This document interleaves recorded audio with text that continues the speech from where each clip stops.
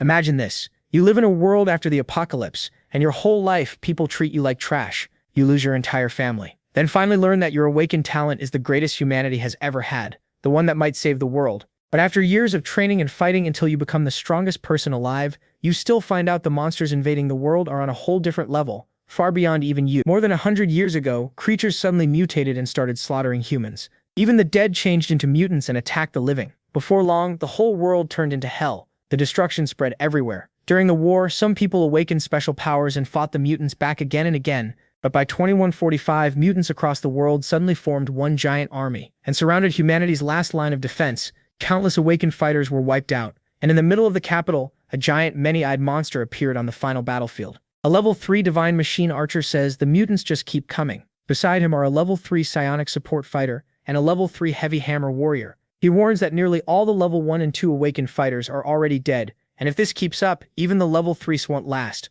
Then the archer tells the others to stay sharp because he still has a backup plan. At the same time, the monster keeps rising and lashes out with its tentacles, grabbing all three and pulling them toward its mouth. The hammer warrior tells the others to shove him forward, but the psionic fighter realizes the monster's drool is made of psychic energy. If that's true, they can't fight back. The three of them think it's over, as those jaws close in and they brace to be swallowed. But then someone strikes the creature in an instant, killing it with a single blow. They're stunned, wondering what just happened, and drop to the ground as the monster's body tears apart. When they look up, they see the person who saved them standing there like a hero. It's the strongest divine talent, the swordsman who came to rescue them. His name is Mr. Nightingale. He apologizes for being late, and the others thank him, relieved he made it in time to save them. But the mecha looks ahead as the archer warns that another mutant is right above the protagonist's head, and they realize it's a kind of creature they've never seen before. It's a flying mutant with a single eye in its stomach, tentacles, claws, and a nearly human shape. They can't believe something like that would dare stand over Mr. The hammer warrior gets furious and says he'll send it flying. He leaps up to attack with the archer, but as soon as they get close to the eye on its belly, the monster turns toward them and releases a psychic wave.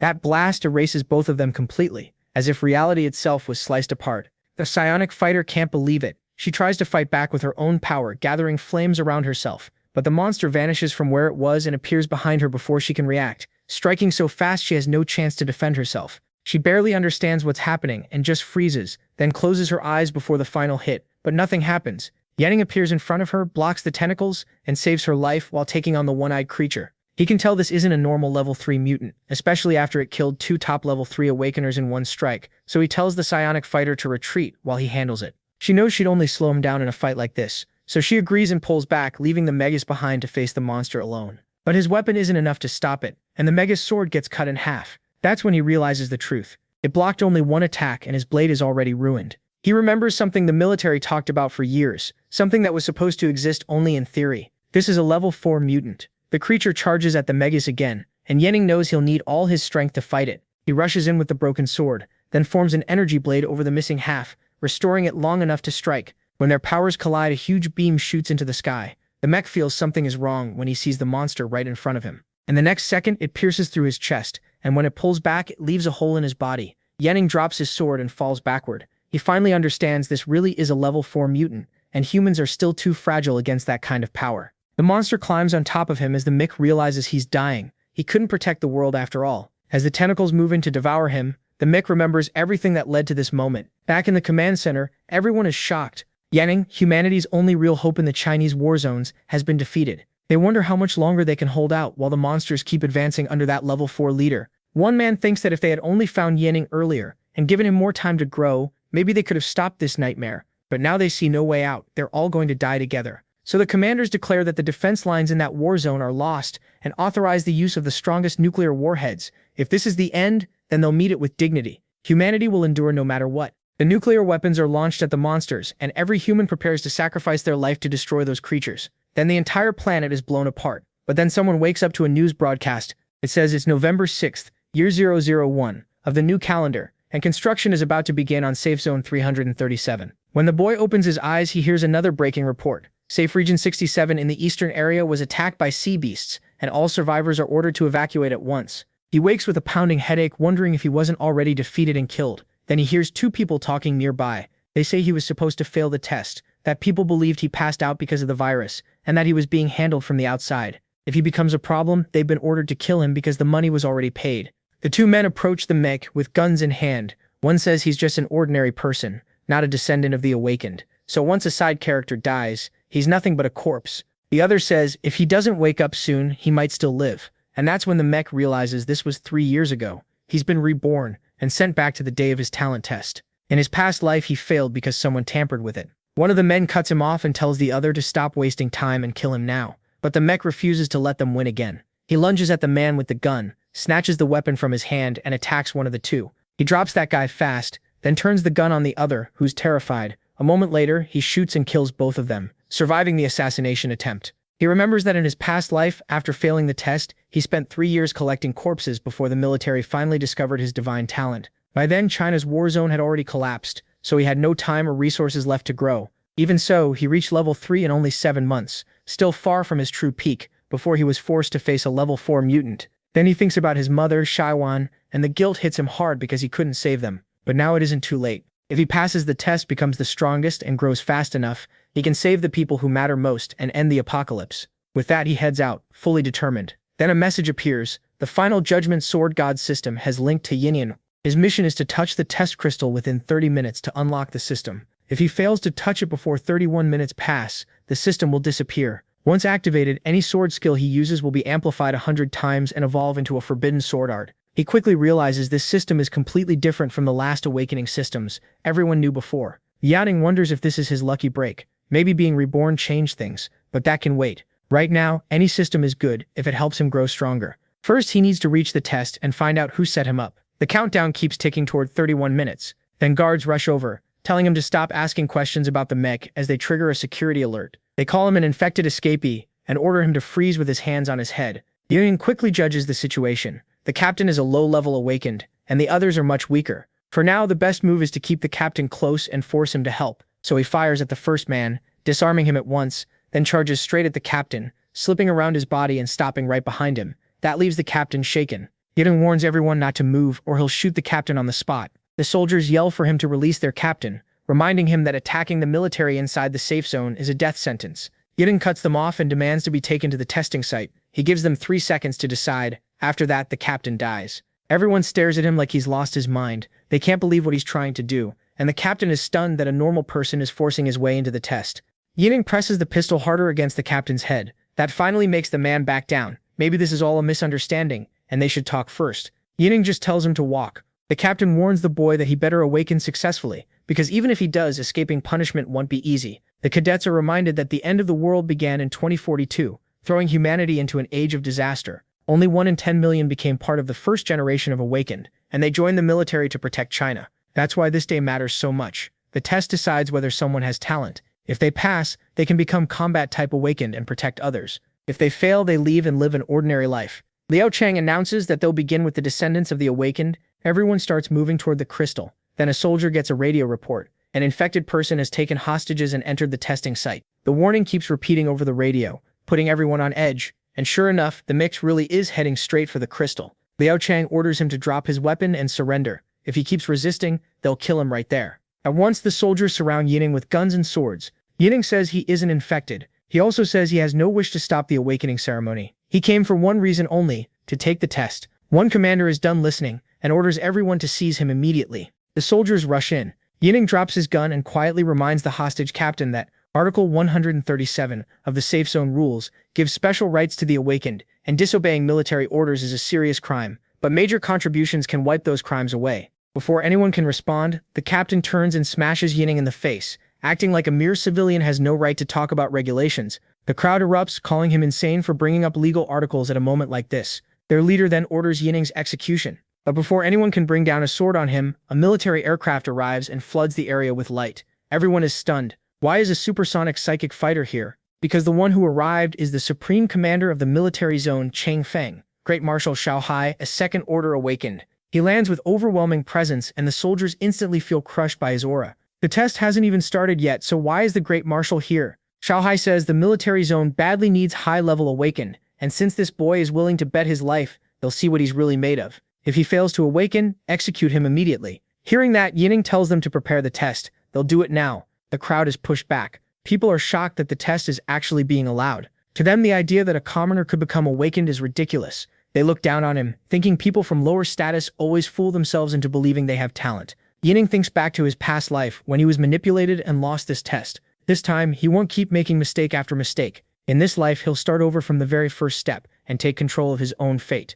The moment he touches the stone, everything turns purple. A huge wave of pressure bursts from Yining and spreads through the entire area. Both Xiaohai and the man who ordered Yining killed are startled by it. Everyone can feel the power pouring out of the boy. Yining begins pouring spiritual energy into the crystal. The feeling is familiar, and he pushes forward. The machine starts reading his talent. First D rank, then C, then B, and it keeps climbing. The commander who wanted him dead is stunned. His rank is still rising. Does this kid really have top-level talent? Yining reaches a rank. Spiritual energy floods through his organs, and the sensation is incredible. He realizes the crystal can take even more spiritual energy. Greedy for more, he keeps pouring it in, and the crystal shines even brighter. The crowd is stunned. How can a commoner have A-rank talent? The odds are absurd, almost impossible. But Xiaohai says the final result still hasn't appeared. Could his talent be even higher? The pillar blazes brighter while every aircraft in the area watches, and they all see the ranks still rising. Yining is nearly staggering from the strain, but he keeps feeding it energy until everyone there is staring in shock, even the ones who haven't tested yet. He keeps going, and the crystal finally goes wild. Then it declares that his talent is S rank. The whole crowd is shaken. Xiaohai senses something is off. The crystal still hasn't announced the end, which means the test isn't over yet. Yining has already shown S rank talent, meaning third order awakened potential. At a moment this critical, that alone is huge. Xiaohai immediately orders all armed ground troops into defensive positions to guard against mutant attacks. Psychic jets are sent on military patrol. Civilian access to the plaza is shut down, and still Yining keeps pouring in more energy. They also seal off the upper airspace, but the boy still doesn't stop. He keeps channeling energy until finally the pressure starts to calm. The test is over. Now everyone wants to know the result. The machine finishes calculating and announces Yining's talent as SS level pureblood talent. Xiaohai is so shocked he nearly drops his tablet. An SS pureblood is monstrous. ES rank can reach third order awakening, so someone at SS could absolutely become a fourth order warrior. He realizes Tianfeng is about to go through a major change. Then he starts laughing, thrilled that the Tianfeng safe zone has produced a talent like this. Everyone else can barely believe what they heard. The great marshal is praising him like a dream come true. A moment ago, people called Yining a sick man. Now they're telling each other to watch their mouths because he could become their superior someday. Yining knows his real talent should be even higher. SS, the highest level humanity can reach. He didn't expect the crystal to cap out at SS, but that doesn't matter. SS influence is enough for now. What matters most is the Sword God system mission. This really breaks the usual pattern. Normally someone looks weak, touches the crystal, and secretly turns out to be S rank. Yining didn't just hit SS, his true level is even beyond that. Then he opens the system panel. The Sword God system says its current effect boosts skill power by 10,000 times, and any sword skill he learns will be upgraded straight to SS level. That ability is completely broken. For now, he confirms the mission is complete. Then he remembers that in his previous life, even with the whole country's effort, they only managed to gather 2 S-rank skills and 1 A-rank skill. But this Sword God system can upgrade sword skills to SS, without limit. That makes him think. First, he needs to find a sword skill to test it on. Just then, the marshal walks over and congratulates him on his SS-level talent. As a reward, he tells the boy to ask for whatever he wants. Uncle Chow will make sure he's satisfied. But while they're talking, Yining doesn't answer. He's still focused on the system mission, and Chow Rai notices the silence. He assumes the boy still isn't used to being awakened, and starts laughing. He says Uncle Chow was the same way, completely stunned on the day it happened. Then he invites Yining to come along so they can talk properly in his office. Chow Rai tells Yining he was clearly treated unfairly and failed the test because of it. He has already taken control of the department involved and will investigate carefully to give him an explanation. On top of that, he names Yining the top candidate for the SEED project. Once the higher-ups approve it, a third-order expert will be assigned to guide him, and he'll get first access to resources and equipment. Now they can finally talk about his talent. He says he'll help plan Yining's future, but the mech knows he can't mention the Sword God system, so he hides his real gift and says his power is mental control telekinesis. He figures a rare talent like that needs experts from the capital. Then Commander Yao asks what reward he wants, and Yining says he'd like a swordsman's skill book if possible. Yao says that's easy, and tells his assistant to bring one, the highest grade they have. A little later, the assistant returns with the best skill book from their stock. Yao tells Yining to take it. Yining thanks him and asks to leave if there's nothing else. Yao assumes he wants to rush home and share the good news with his family. He orders a subordinate to assign elite soldiers to protect Yining all day, every day. If anything happens, they must report straight to him. He also demands a full report within 24 hours on how Yining almost failed his qualification test. No matter who's involved, he wants it stopped immediately. Everyone understands at once, and the mech heads to the 6th refuge. He returns to his home in Changfen's safe zone. Several soldiers come with him. That alone scares everyone nearby. Yining tells the soldiers to wait outside since he can go in by himself. The people around him are shocked. They can't believe Yinning is riding in a military vehicle, and they start wondering if he's suddenly become someone important. Then they lower their voices. If this many awakened are guarding him, he can't be ordinary anymore. Then the mix sees Xiao An coming home. She's his youngest sister. The moment he sees her, memories of her death hit him. In his heart, he apologizes for failing to protect her in his past life. This time, he swears he won't let her get hurt at all. Xiao An doesn't get why he's hugging her so tightly. For him, it's been years since she died, but to her, it's just a normal day. She asks why he's back already and whether he wasn't supposed to be at the training grounds. He tells her he passed the test. Tears fall as he holds her. She asks what's wrong, and he brushes it off, saying he's just happy to see her. She tells him to come inside because their mother has been worried ever since he left. He says everything's fine, and that they'll surprise her together. Xiao An happily shows him some extra parts she found. She says they can trade them for a pancake and eat well tonight. The Mexican calls her silly and says tonight they'll have a real feast. She asks if he's serious. Will there be meat? He says of course, as much as she wants, and he means it, laying out dish after dish for them. They're all stunned. Xiao An thinks it's fancy, and his mother asks how the awakening test went, since the neighbors have been asking about it. He tells her he passed and is now officially awakened. She is overjoyed to hear it. Xiao An starts cheering, saying she knew her brother could do it. Proud of him, she says that if he's awakened now, does that mean they can eat like this every day? He tells her yes, they'll be able to. After dinner, everyone goes to sleep, and the Mexa watches them resting peacefully. Once he closes the door, he calls out to the system and says he's ready to keep learning the skill book. The system says the mission is complete. He gets 4 free attribute points, and a C-rank sword skill has been detected and successfully upgraded. That skill becomes SS rank Sword of the Storm. The Mex is stunned by how much it changed. A sword appears in his hand. As the system explains the skill, Sword of the Storm uses 4,500 psychic energy to summon a chain of sword ki that devastates a chosen area in a short time. It also has super speed, armor-piercing, destruction, slicing, and disintegration effects. Its power is boosted to 10,000 times its current level, so he knows he has to use it carefully. He's shocked. A C-rank skill jumps straight to SS rank, and even with all the experience from his past life, he's never seen anything this crazy. Then he notices the huge energy cost and starts thinking it through. Right now, he only has 1,500 energy points. First order gives 2,000, second order gives 3,000, and third order gives 4,000. So without gear bonuses, he'd need to be around mid-third order to use Sword of the Storm normally. Luckily, his talent lets him use one skill for free every 48 hours. Without that, he couldn't even cast it once right now. The tricky part is that the Sword God system won't let him reveal anything about it. He can't explain where his strength or sword skills come from, so until he reaches second order, he needs to avoid using Sword of the Storm in front of other people. With the Seed Project report still pending, he decides it's smarter to stay out of trouble. Still, this is a high-level sword skill he never had in his previous life. He really wants to test it right away, and soon remembers the army has the perfect place for that. So he heads out. After the apocalypse, the world was flooded with spiritual energy,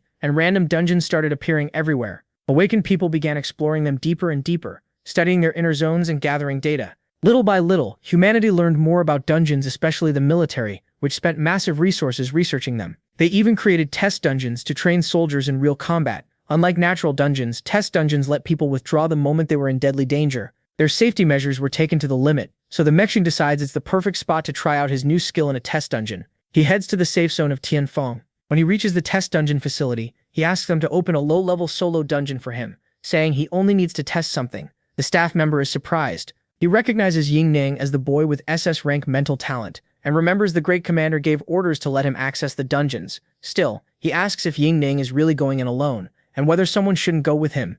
With his current strength, entering solo is dangerous, but the mage says he'll just test one thing, and come right back, then disappears inside. He gets teleported into the dungeon. The setting is a city, and the danger level is low. He figures it's meant to copy a dungeon from the early days after the apocalypse. The dungeon issues him a dagger as his weapon. He takes it out from the system space, and says that's perfect. The weaker the weapon, the easier it'll be to judge the skill itself. Right then, a monster rushes in from the side, and he senses it instantly, a creature with one giant eye. He jumps back just before it hits. He's almost amused that the thing came right to him, and he kills it for his first free points. The dagger feels good in his hand, and he decides the hunt starts now. As the Meg moves on, he reaches an emergency stairwell and opens the door. A monster bursts out from inside, leaping straight at him. It tries to swallow him whole, but he calmly steps in and drives the blade right through its throat. The creature dies on the spot and crashes at his feet. Even if his body isn't that strong yet, his past life battle experience makes these zombies easy to handle. To test his real skill, though, he needs to reach the mutant boss area. He spots the stairs and plans his route. First, he'll leave the building, and the boss zone should be past the shopping street. Once outside, he finds a pack of monsters waiting. He quickly notices these zombies have already evolved to mid-first order, which means the dungeon is ramping up. He decides not to waste time fighting them all. When the zombies finally notice him, they start shrieking and lunging forward. He says he'll find the boss, finish the test, and get out, cutting down only the ones he has to. As he moves, some monsters chase after him, but he ignores them and keeps pushing ahead. Then he runs into another zombie horde in front of him. They surge at him too, and now their numbers are growing way too fast. As he runs, he clicks his tongue too bad. Killing normal zombies doesn't give him psychic experience. Even so, he scales a wall, knowing he has to reach the boss area fast. Once he gets there, he'll deal with the rest. He keeps jumping across obstacles, drawing the zombies after him, while staying just out of reach. After a long run, he finally reaches the boss zone. Everything there screams danger. Standing in the middle of a small square, he scans the area and a corpse-devouring mutant at peak first order suddenly closes in. He turns at once just as the monster drops right behind him. It's huge, and its speed catches him off guard. This boss really is a peak first order corpse-devouring mutant. He jumps back to dodge the monster's strike. He knows a peak first order mutant normally takes at least 3 first order awakened to handle. If this weren't a test dungeon, even with his celestial powers, his current rank wouldn't stand a chance. And the devouring corpse isn't alone. Normal zombies are swarming around it too. Those zombies rush in to shield the monster and pile onto the mage. Even a first order elite squad would have a hard time getting out alive. So he braces himself. If this skill isn't as strong as he hoped, he'll have no choice but to run. Then he charges straight over the creature's body, leaps onto it, and gets ready to use the skill. Aiming at the monster's head, he admits that if this fails, he'll have to leave the dungeon in disgrace. The skill is ready. He unleashes Sword of the Storm right into the middle of the horde. Everything is wiped out, and he's stunned by the result. One hit erased every monster there. He never expected Sword of the Storm to be this deadly without testing it himself. At this level, it could even one-shot a weaker peak second-order mutant. And right now, he's still only Order 0. That means this skill can grow a lot more. The system then tells him he killed a peak first-order mutant and earned 6 psychic experience points, cut by 50% because the dungeon was man-made. The Mick explains that test dungeons only give rewards from spiritual energy stones supplied by the combat zone, so the drop rate is much lower than in normal dungeons. Usually you can only hope for white-grade gear if you're lucky. In his past life, he never heard of anyone getting equipment from a test dungeon, yet he just got one. His agility also goes up by 1, and the gear boosts hand speed and shooting stability by 15. He figures that's already a huge advantage. Most normal second-order awakened wouldn't even have a full white set, so getting one piece this early is a great start. The test goal is done. He got extra loot, and there's no reason to stay. So he leaves the dungeon and tells the guard outside he's fine, then asks for his item back. After thanking him, he heads off. The guard is shocked he came out so fast and assumes the zombies scared him off. Then someone suddenly asks who let a first-order squad enter the dungeon. The guard turns around in panic as his senior asks if he forgot the rule about not letting random groups into a solo dungeon. He keeps scolding him, saying dungeon maintenance is hard enough already, and asks how many times he has to repeat it. The guard quickly says no squad went in. He'd never allow that. His senior is confused and asks if he's sure. If no squad entered, then how did the solo dungeon's first-order mutant die, and how did equipment drop? It's not like a second-order awakened would bother with a solo test dungeon. The guard says the only person who went in was Yenning. He claimed it was just a test. Then the man realizes, was Yenning testing whether he could solo the boss? And that was exactly it. He really just wanted to test his skill. Now the Mick walks through a shady alley packed with black market deals. People are trading food for weapons and bullets, and others are selling cheap meals. But he doesn't stop. He's in a hurry. Even if he can already beat peak first-order mutants, he knows the overall situation is still bad. Right then, a boy warns everyone to move fast because the police are coming. The police rush in, ordering people to keep walking and watch those kids. The mech doesn't even need to mention the disaster from a year ago, because the Tianfen safe area will eventually be burned down and overrun by corpses as huge numbers of third-order mutants advance. In just 10 days, the old district of Tianfen City will suffer a zombie outbreak and become a deadly threat to the whole safe area, and Shang and his mother are still in danger. He has to get stronger fast. Meanwhile, at army headquarters in the capital safe area, one officer asks if everyone saw the urgent report about an SS-level talent discovered in Tianfen. The room is shocked. An SS talent is a rare and valuable seed. So they review the Mick's full file and say that after losing several third-order fighters, this is great news. They need to speed up his training and send every resource he needs. One of them even suggests bringing him straight to the military capital to train under the commander. But another man asks if he's really proposing that as a way to break through the impossible gap between third and fourth order. The white-haired man says none of their top awakened, not the 4 commanders, not the other elites, not even those at the peak of third order have reached fourth order. Even their commander is stuck there, because none of them were raised from the start with truly high-level resources, so building someone up from the beginning might actually work. The others agree and decide that SS-level talent or Yanin, chosen as seed number 1 for cultivation, should be brought to the military capital at once. but one person objects, which makes everyone suspicious. The man with the mustache asks what he means. They don't get why anyone would oppose training such a promising talent. He says the 4th Military District is doing its usual thing again, arguing just to argue. Then he asks if they even read the last part of the urgent report. Yanning is a mental attribute awakened, and in 70 years of records, not a single mentalist has ever reached 3rd order. Mental type awakened usually have the weakest psychic constitution. They're mostly support fighters, and going into battle alone puts them at a huge disadvantage. Everyone knows advancing from 1st to 2nd order is already dangerous, and going from peak 2nd order to 3rd has a 0% success rate. After that, nobody has anything to say, so they tell him to drop it and lower Yanning's priority. Resources are too valuable to waste. The next day, the commander sees that Yanning has been removed from the Awakened project and pushed even lower on the list. Since mental abilities are believed to have no path to 3rd order, his potential is reclassified as only high level, or maybe even less. In their eyes, he's not worth major investment. The boy asks Commander Xiao if they should still give Yanning the benefits that were promised. Xiao says the higher-ups already decided Yanning has no real future, so his original benefits should be cancelled and the people sent to protect him should be called back. The boy also asks about the investigation into the sabotage during Yanning's test. The suspect harmed himself, and the clues are gone. Should they keep investigating? Commander Xiao says they only promised to investigate because they thought Yanning had value.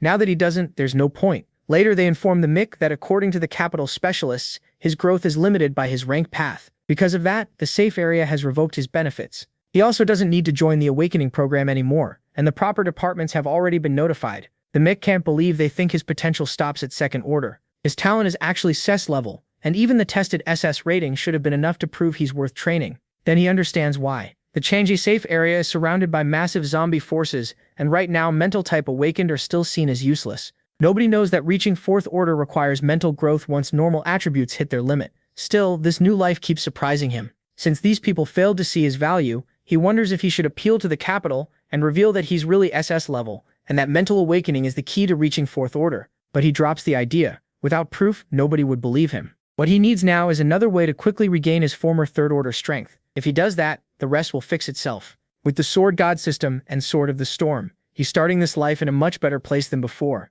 So he decides it's time to hunt mutants. He heads into the wild forest, where 2 boys spot the Mix with a rifle on his back. They ask if he wants to join their team. They promise him a share of the credit points from the hunt and say he'll be safe with them. But the Mick doesn't answer right away. He asks how that would even work. A 1st order mutant barely gives any experience as it is, so splitting it with a whole team makes no sense. He thanks them, but turns the offer down. The 2 guys get annoyed and say he's full of himself. They claim they were trying to help, yet he acts like they deserve nothing in return. Then they warn him not to get cocky just because he's awakened. They insist they offered him a spot out of kindness, and now he's the one making trouble with that attitude. But the mech just tells them to leave. The look in his eyes stops them cold. His stare is ice cold, like a beast has locked onto them. They can tell this is someone who's faced death more than once. Realizing how strange he is, they finally back off, and the mech gets a moment of peace and heads into the forest. One of them still decides to follow him. Inside, the mech remembers this corpse-filled forest is one of the most dangerous places outside Changfeng's safe zone. If he recalls right, there are 2 first-order mutants here,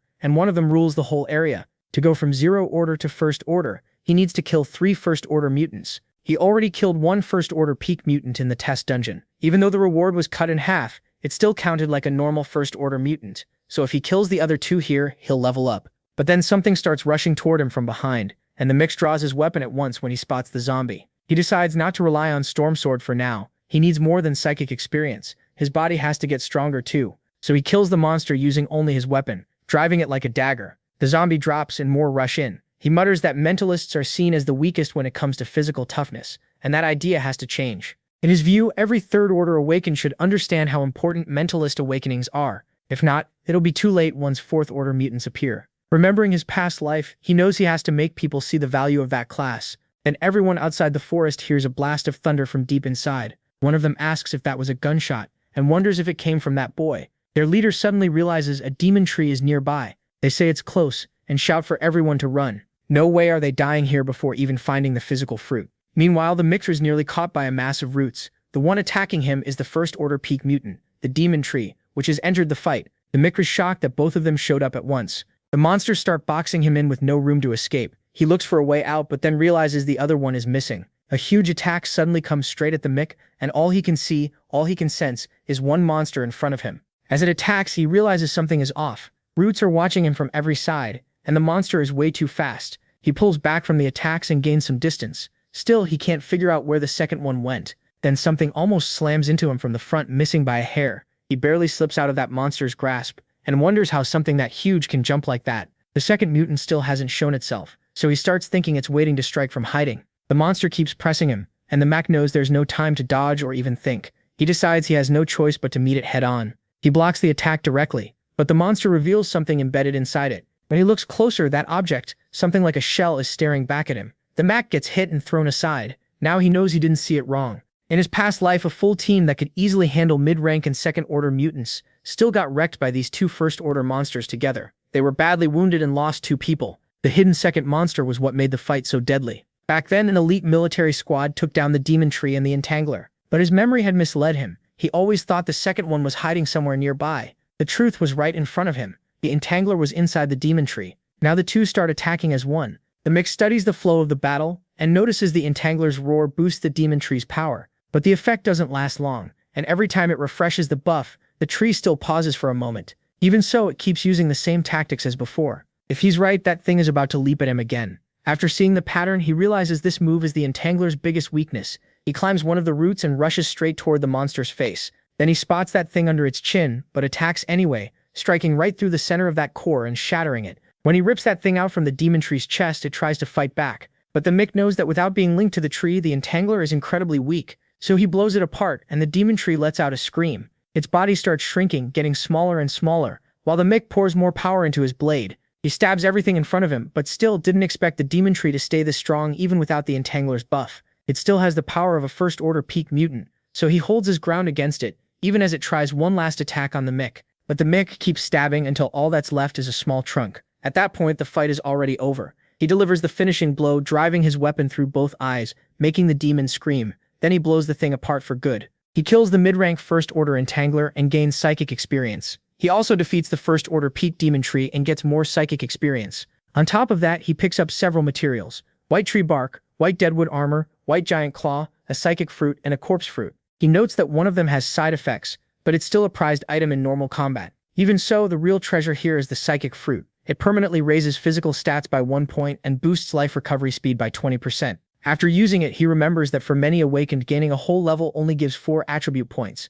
So getting an extra point from just 2 boss kills is already a huge reward. Meanwhile, the others feel the boss's psychic pressure disappear. One wonders if that loud noise caused it, and another asks if a second-order awakened passed through. But no one else is around except that crazy boy. The one sitting down says he already felt something off about him, then wonders if the mech could be behind this. But even to him, that sounds insane. Half an hour later, back inside Changfeng's safe zone, the mech arrives at a mutant material shop. A worker asks if he wants to sell everything. The mech says yes and asks for an estimate. He knows selling through the system's trade channel is possible, but he can't afford to waste resources right now. His money has to go where it matters, so face-to-face deals suit him better. The girl at the counter says the 4 items came from a high-rank first-order mutant and are great for making attack and defense gear. Her estimate is 697 credit points, but since it's his first time there, she'll round it up to 700 as a welcome deal. The Mika thinks about how much that is. In the apocalypse, 700 credit points can buy over 200 kilos of meat or hire a squad of 7 or 8 mercenaries.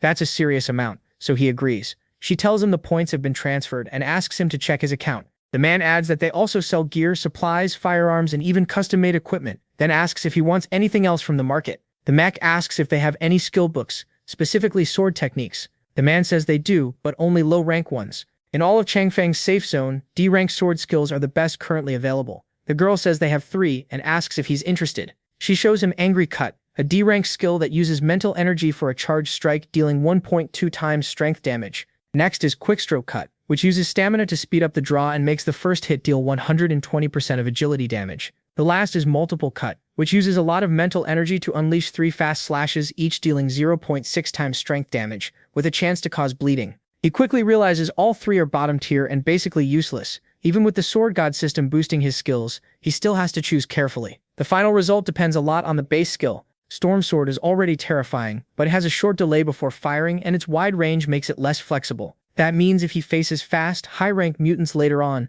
they could dodge Storm Sword and use its recovery time to rush him. The shop owner asks if anything stands out to him. If he's not in a rush, they can bring in skill books from other safe zones, pay the fee, and they can get him a C-rank skill or even a B-rank one if it doesn't have to be a sword skill. The Mac turns it down. He chooses the Quickstroke Cut book instead, curious what a speed skill will become after the system upgrades it. The owner is stunned. After selling such valuable materials, he's really picking a trash skill? Then he shrugs. That's not his business. He tells the girl to sell Quickstroke Cut for 600 credits and finish the deal. She hands the Mcthias skill book. The owner just tells the Mcthias to come back again. He clearly thinks the mage is an easy mark. The mage meanwhile notes he still has 100 credits left. He decides to use it to buy Shan and some treats. When he gets home, she asks where he got all that good food. He tells her it's one of the perks of being awakened and reminds her that better days are coming. He says he picked those snacks just for her. In a world like this, staying alive is already a miracle, so food like this is a real luxury. She lights up and says only rich families can make snacks like that at home.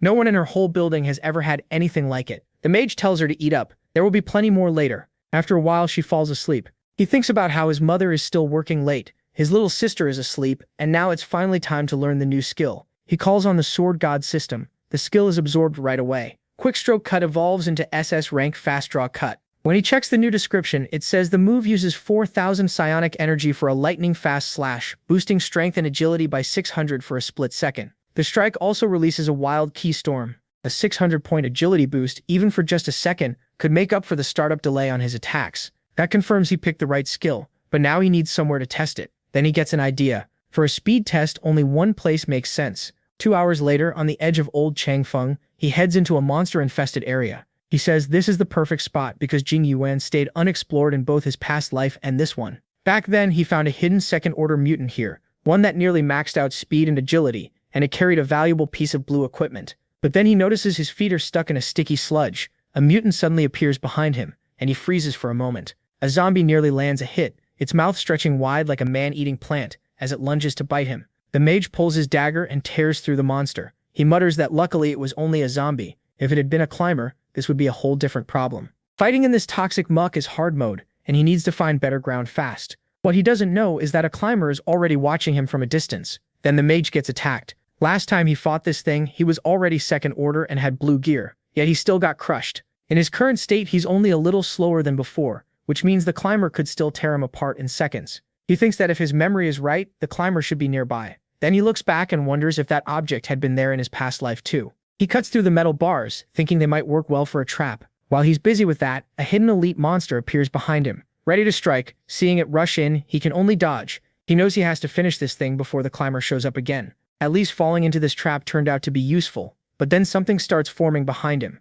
He turns and sees a second-order mid-level mutant climber. The mage's heart drops. When he looks back, he realizes he messed up. It's become a 2-on-1 fight. The climber charges at insane speed and he barely escapes. Seeing how fast it is, he wonders why this one seems quicker than the one from his past life. He figures staying close to the climber makes its next move easier to dodge because of its blind spot under the light, but reading an elite monster's attack is still hard, and he has no time to think. He has to avoid the climber now, but the elite strike is already too close. Looking ahead, he realizes he'll have to stop it with his own body, while barely shifting off the monster's line of attack. Now that trap isn't extra anymore. It's become even more dangerous. He came here to test his new skill, but in a situation like this, using Sword Storm would be much safer. The problem is, the setup isn't right for a clean Sword Storm. The climbers are too fast, and the attack probably won't catch them. Perfectly dodging both mutants with his current body is impossible, so the only move he can trust is Skylight Flux. But Fast Draw Cut only targets one enemy. The climber closes in beside the other monster, and the mix suddenly remembers part of the skill description about the Keyblade.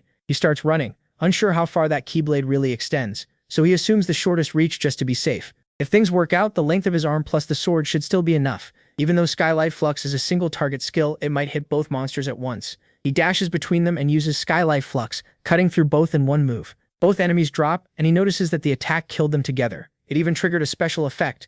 Not only did it break the first target's twisted limbs like the description said, but the Keyblade also had a piercing effect. Even though it worked, he'd rather never risk a double hit like that again. Still, after thinking it over, he realizes that special effect may not trigger every time. He needs to study this skill more. The rewards start coming in, and even though he got forced into the fight, the result made it worth it. In Changfeng's military district, a man asks what just happened. They picked up an energy fluctuation he's never seen before. He orders the others to sound the alarm immediately. Everyone starts asking what's going on and why the alarm went off so suddenly. The man explains that abnormal energy spikes were detected in the suburbs. He wonders if a third Ordinge Awakened is active out there. Another officer says none of Changfeng's third order Awakened are outside today. That means it could be someone from another military zone or even a special team from another country. They decide to send investigators at once. 20 minutes later, they arrive to check what happened. One of them says he's never seen battle marks like this before, and he can't think of any nearby third-order powerhouse who fights this way. The other tells him to wait and look at the ground. They're shocked when the residual energy trace shows that whoever used this move spent at least 4,000 psionic energy to release 4,000 energy and not collapse on the spot. That person would have to be at least a major mid-level third-order figure. He immediately says this is now an emergency beyond their department's authority. They need to report to the Great Commander right away. He can already imagine their faces when they find out who used that much power. Meanwhile, back in Changfeng's safe zone, the mecha checks the stats on the gear he got: agility +4, strength +2, attack speed up 30%, a special effect that can deal double damage for a total of 120 attack, and a skill that lets the user dash forward and strike the stomach for 2 seconds. It mixes movement with burst damage, so it's no surprise this top-tier item sold for 60,000 credits in his past life. He hopes to get a good price for it again. When he gets home, he sees it's already late, and decides he'd better list it online right away. He posts it, and thinks the listing barely goes up before questions start pouring in. The gear is even more wanted than it was in his past life. One buyer says he's interested in the Windbreaker, and asks for a discount. The mecha answers 60,000 credits, no less.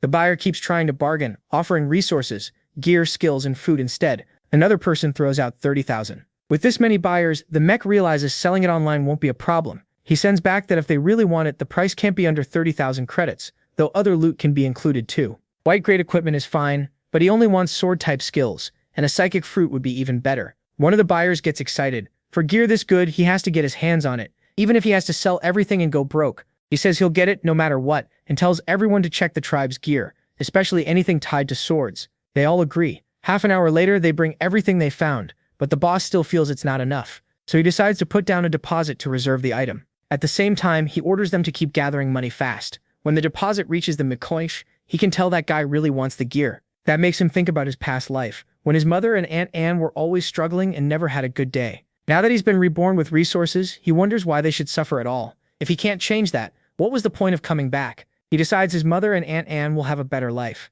The next day, he heads to Changfen Real Estate. As soon as he arrives, a girl asks what kind of apartment he's after, and he says he wants the best one. He tells her to hurry since he's busy, and asks which building has move-in ready units. She secretly looks down on him, thinking a zero-order awakened person can't afford a place like this. Then she says the best units cost 40,000 credits, acting like it's way beyond him, and points him toward the 2,000 credit options instead. She even hints that she has better customers to deal with. Same old story, a salesperson acting rich just because she works around money. He tells her that's not needed, and says he'll take the 40,000 credit unit and make the transfer. Even then, she keeps talking down to him, saying that if he really has the money, he should transfer it now and move in today. In her mind, he's just wasting her time. But when he checks the card, the balance shows only 13,000 credits, not enough to pay. He asks her to wait a minute, and she snaps back, asking if he came there just to mess around. Right then, a message pops up. The buyer apologizes for the delay, and says he scraped together 39,375 credits, plus some equipment and psychic fruits, asking if they can make the deal. The mech checks the offer, and sees the all-white gear isn't amazing, but it's solid as a full set, so he accepts. Soon, 39,000 credits hit his account, and he calmly says he can transfer the money now. Her whole attitude flips. Suddenly, she's calling him a successful young man, and acting shocked that someone his age has that much money. Then she asks if he knows how to make the transfer.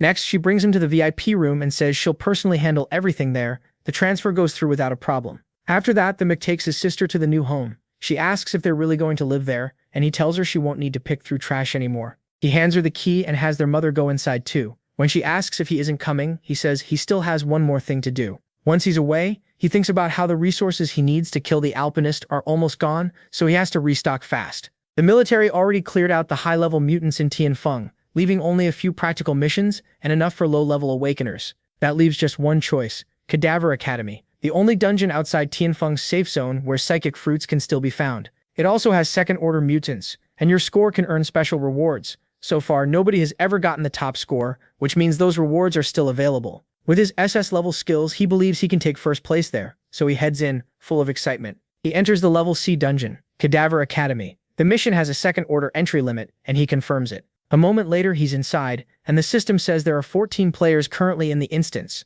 Then the Cadaver Academy dungeon officially begins. The scenario seals off, and the rules appear. This is a normal scenario with no paranormal or special events. The enemies are mutants, zombies, and some humans. The setting is 7 days after a sudden apocalypse, with zombies taking over the old academy. To leave freely, he has to finish the basic tasks first. The mech reads through all of it. Meanwhile, a guy in the back asks if anyone has cleared this dungeon before. A blonde man says he has done it once, and since most of them are new, he offers to lead the group. A bald man says he heard Cadaver Academy is tough, so if the blonde guy has experience, they should follow his lead. The blonde man then explains that this dungeon is considered mid to hard among second-order cases, and bad teamwork can get the whole party wiped out. That warning scares everyone. Then they notice the mech barely seems to care, so one of them walks over and mocks him, asking if a zero-order guy came here to die. He says the mech picked the wrong dungeon, and wonders if anyone told him this is a second-order case. The mech answers with nothing but a cold killing aura, forcing the guy back. That instantly makes him realize this zero-order kid is a little scary.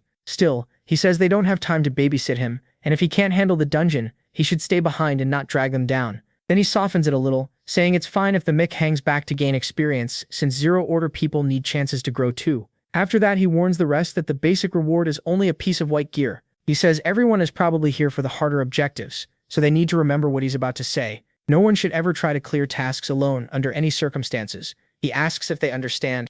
Last time, he made that mistake without knowing better and pulled 2 level 2 enemies at once. The team got torn apart. He only lived because 2 second-order fighters went all out and barely cleaned the place up. He nearly died from fear and got nothing for it. Those were rough days. Meanwhile, the Mick checks his system screen. He notes that his stats are still too low, so he probably can't save his psychic fruits. When he sees his strength is already at 17, he remembers that a fully boosted second-order awakened usually caps at 18. That means his raw strength is already close to theirs. With stats like that, plus 2 SS-level skills, he feels sure that he'll become Cadaver Academy's top scorer. The blonde leader says the shield is about to vanish, so everyone should get ready for the Nokanobi Cadaver mission. He explains that this boss is around mid-second order, and with 14 people the damage shouldn't be too bad. The group agrees to follow his lead. Still, the girl in the mask asks if he'll cover them if things get dangerous. The cat-type fighter jumps in and tells her not to worry because he'll stay with the team. Once everyone is ready, they need to move out. As they leave, they notice someone already went ahead. It's the Mick. He's pushing forward alone, and they wonder if he's trying to get himself killed. The blonde man tells them to ignore him since he's only zero-order, then tells everyone to stay close and keep formation. While they focus up, the Mick charges up the stairs. When the group reaches the next area, a girl cries out for help, saying they're trapped and asking them to save them. But in truth, she's already turned into a monster. The Mick remembers falling for this in his past life. Back then, he thought they were just dungeon NPCs, stopped to help, got ambushed, and was eaten alive. He'll never forget it. He also knows the butcher usually drops the best gear in this dungeon, so he heads to the roof to lure out the hidden boss. With Stormsword, he plans to wipe them all out. At the same time, the blonde leader tells the others that this is the area where the Kenobi corpse appears. He warns them to avoid other monsters before the boss fight. The more enemies they kill, the more savage the dungeon gets, so it's safer to go straight for the boss. After the first boss dies, all the monsters in the dungeon enter a fury state. They'll need to hide until that buff ends, then keep going. Hearing that, the girl says this dungeon sounds easy, but the bald man suddenly tells everyone to look ahead. The mid-second order mutant Kenobi is coming, and then Kenobi spots them from a distance.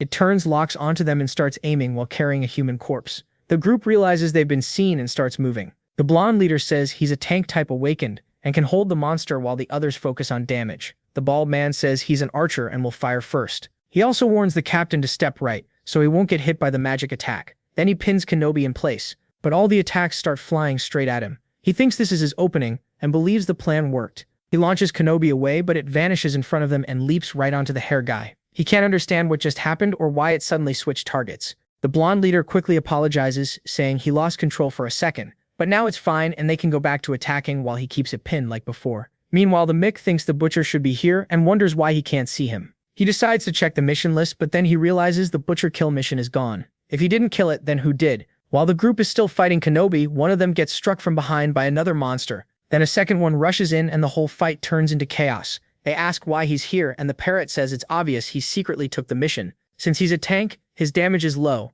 That usually makes it hard to get the best dungeon loot, but if he's the last one alive, even with a bad score, he can still claim the top reward. Then he lies and asks who stole the mission, trying to pin it on the mix. He says that brat ran off and is trying to get the parrot killed. This guy Gaon says he won't fall for such a dirty trick. He calls for them to come up top and pulls both monsters toward them. Using his tank skill, he holds them in place and tells everyone to attack. Seeing that, they start thinking the parrot is incredible. The Mick quickly realizes he's setting him up for stealing the loot and thinks it's a pretty clever move. Too bad he picked the wrong target, because there are still 2 hidden bosses in this dungeon. The Mac accepts the C-rank mission to kill the pestilent mutant and the B-rank mission to kill the corpse master, making both of them spawn after him. When those monsters appear, the Mac tells the others not to just stand there and enjoy the show. And just like that, they charge straight at him. But the Mac jumps from the top of the building, saying both bosses are chasing him enraged, and that's exactly what he wanted. The parrot notices him falling and asks if that's Order Zero. The mech lands near him, and he can't understand why the boy is there. Right then, more monsters show up and wipe out the team in seconds.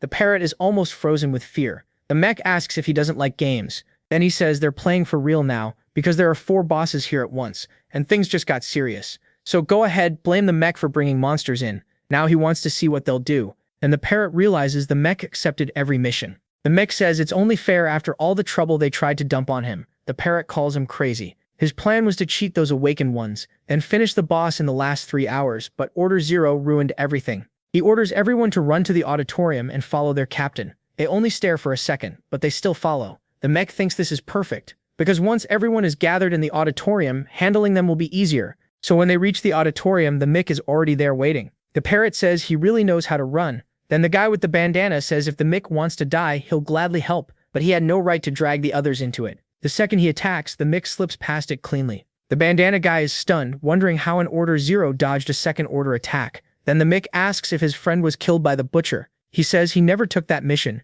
and everyone finally starts to understand. The parrot left Inu Kenobi's corpse there on purpose, to get Xantao killed. Now they see the truth. He planned to use them as cannon fodder and take all the XP. The parrot says, now isn't the time to fight because that boy accepted every other mission too. The mutants are almost there, and their only hope is to hold this spot if they want to live. The problem is, 4 second-order mutants are way too much for them. And that's not even counting the Corpse Master, who's at the peak of second order, but Nyson tells them to stop whining. This building can't be destroyed by anything below third order, other than Nukanubi. The rest are too large to do much besides climb. So they split into 2 teams. The long-range fighters will stop the other 3 mutants, while everyone else handles Nukanubi and the zombie horde at the front door. If they make it out alive, he swears he'll crush both Gayu and Order Zero. The mech just listens to that nonsense. He figures he'll wait and see whether they can really hold out. Everyone moves to the edge of the building to fire long-range attacks at the 3 climbing up. Then they realize something's wrong. Their attacks aren't doing anything. That means trouble, because the monsters keep coming. They start wearing down, and the parrot says it's over. They're completely screwed. But the mech notices almost everyone is gathered there. If they want to live, they have to jump with him. They ask what he means, and when the mech leaps off, they keep cursing him. Then he releases a massive pressure into the sky. They realize that blast is coming from Order Zero, and think they're done for. So their only choice is to risk jumping too. Gayu can't believe it. To him, jumping might be an even worse death. Since he's a tank, staying put may be his best shot at surviving. The mech tells Gayu he made the right choice by not jumping, then uses the storm sword to blow the whole place apart. The bosses and Gayu get sent straight to hell. The others can barely believe Order Zero did all that by himself, and they're shocked it ended so fast. The bosses were erased in a second, and Gayu turned to dust too. Now they understand, if he took all those missions, his power must be at least third order. Then the mech comes back to them. He asks if everyone's okay. One of the boys starts apologizing, and the hairy guy quickly cuts in, saying what he said about that damned Order Zero wasn't meant like that. The mech brushes it off and says it doesn't matter now. What matters is finding the remaining zombies and finishing them. So they all start following the mech's lead, and he tells them to move out fast. One of them is already starting to fall for him. Down below, the mech remembers hearing in his past life that Anukanubi hid a blue-grade item here. It should be half a skull, but after all this damage, finding it won't be easy. Then he spots something shining ahead and picks up the Rancor skull equipment. Its effects are telekinesis and psychic detection. He has to place it on his forehead to absorb it. The mech says this skull is a treasure for psychics, since their biggest weakness is that they can't turn their power into solid attacks like other awakened can. That makes it hard for them to do real damage. But with this boost, psychics are about to rise. As soon as he puts it on his face, he starts screaming from the pain. Once it's over, he tries out telekinesis by lifting a huge stone behind him. Then he hurls it with insane force. He lifts several more pieces of rubble and uses the wreckage like rifle rounds to pierce straight through a massive rock. He says his power isn't bad at all, and once he levels up, he's sure he'll be even stronger. Next, he decides to test psychic detection. The moment he uses it, the system gives him a message with a direction 3 o'clock, distance 12.3. He can sense each of his friends. Seeing that, he says his current max range seems to be 29 meters, which is enough for now. Then the system announces that every zombie in the Cadaver Academy has been killed. All dungeon missions are complete, and the exits are now open. The mech is thrilled. His completion rate is 100% with an SS rank. The rewards are random drops, blue equipment, 6 white attribute points, 3 skill books, 1 B-level bonus, and 2 extra attribute points for surpassing Cadaver Noob, the Mutant Butcher, the Pestilent Mutant, and the Corpse Master. The mech says those rewards are beautiful, and maybe he can even sell the white gear online. Now he wants to check the blue item, and when he opens it, a portal appears. Inside are the Thunder Boots. He sees they boost attack and speed, plus 10 agility points.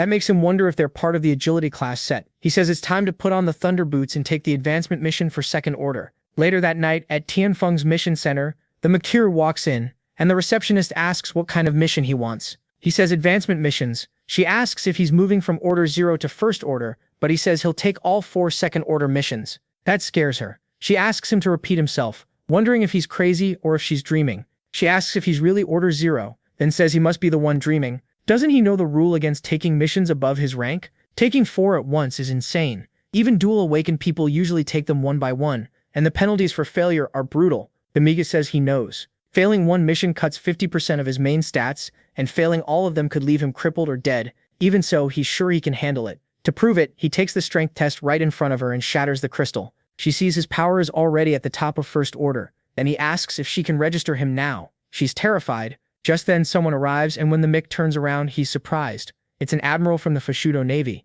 He asks why an Order 0 is still taking missions so late, and why he's pushing himself this hard. As captain of Tianfen's recon squad, he says that no matter how hard the Mick tries, the psychic class won't amount to much. But the girl says Yuning has already changed that. Before they can go further, other troops rush in and call for the captain. They report signs of what looks like a third-order battle at Cadaver Academy, and their superiors ordered an urgent investigation. So he tells everyone to move out. The mech just watches. He knows the person who set up that test and told him to smash everything was him, so there's nothing to fear. Honestly, staying under the government's radar is a huge advantage. Nobody's chasing him, and nobody cares how strong he's getting because they still think he's trash. That lets him move freely. The old zoo has turned into a heaven for the dead. One of the men asks the commander if they should report this operation to Tianfen's safe zone. Another points out that Tianfen has been sending troops all over lately, like they're searching for something. He worries they might run into them. But Commander Hong Gang isn't concerned. His son Hong Xin was just picked for the Awakening Project, and he only wants a piece of blue equipment for him. He also says Tianfen is still taking heat from their superiors for giving up on an SS rank named Yening. Reporting this now would just rub salt in the wound. The young man agrees, and Gang asks if the intel is really solid. Is there truly a second-order mutant in that area that's about to break into the third order? He doesn't want to waste Zanjon's wine from Tianfen for nothing. The bald man tells him to relax. The tip is reliable, and the zombie tiger should definitely drop blue equipment. Gang says that's good to hear. Then he orders everyone to get ready. Their job is to keep the other monsters busy while he handles the zombie tiger alone. The mech is there too. He notices that 2 of his advancement missions are in the zoo, so doing them together makes more sense. Then he activates his psychic detection. Right away, he finds other awakened teams hunting the same targets.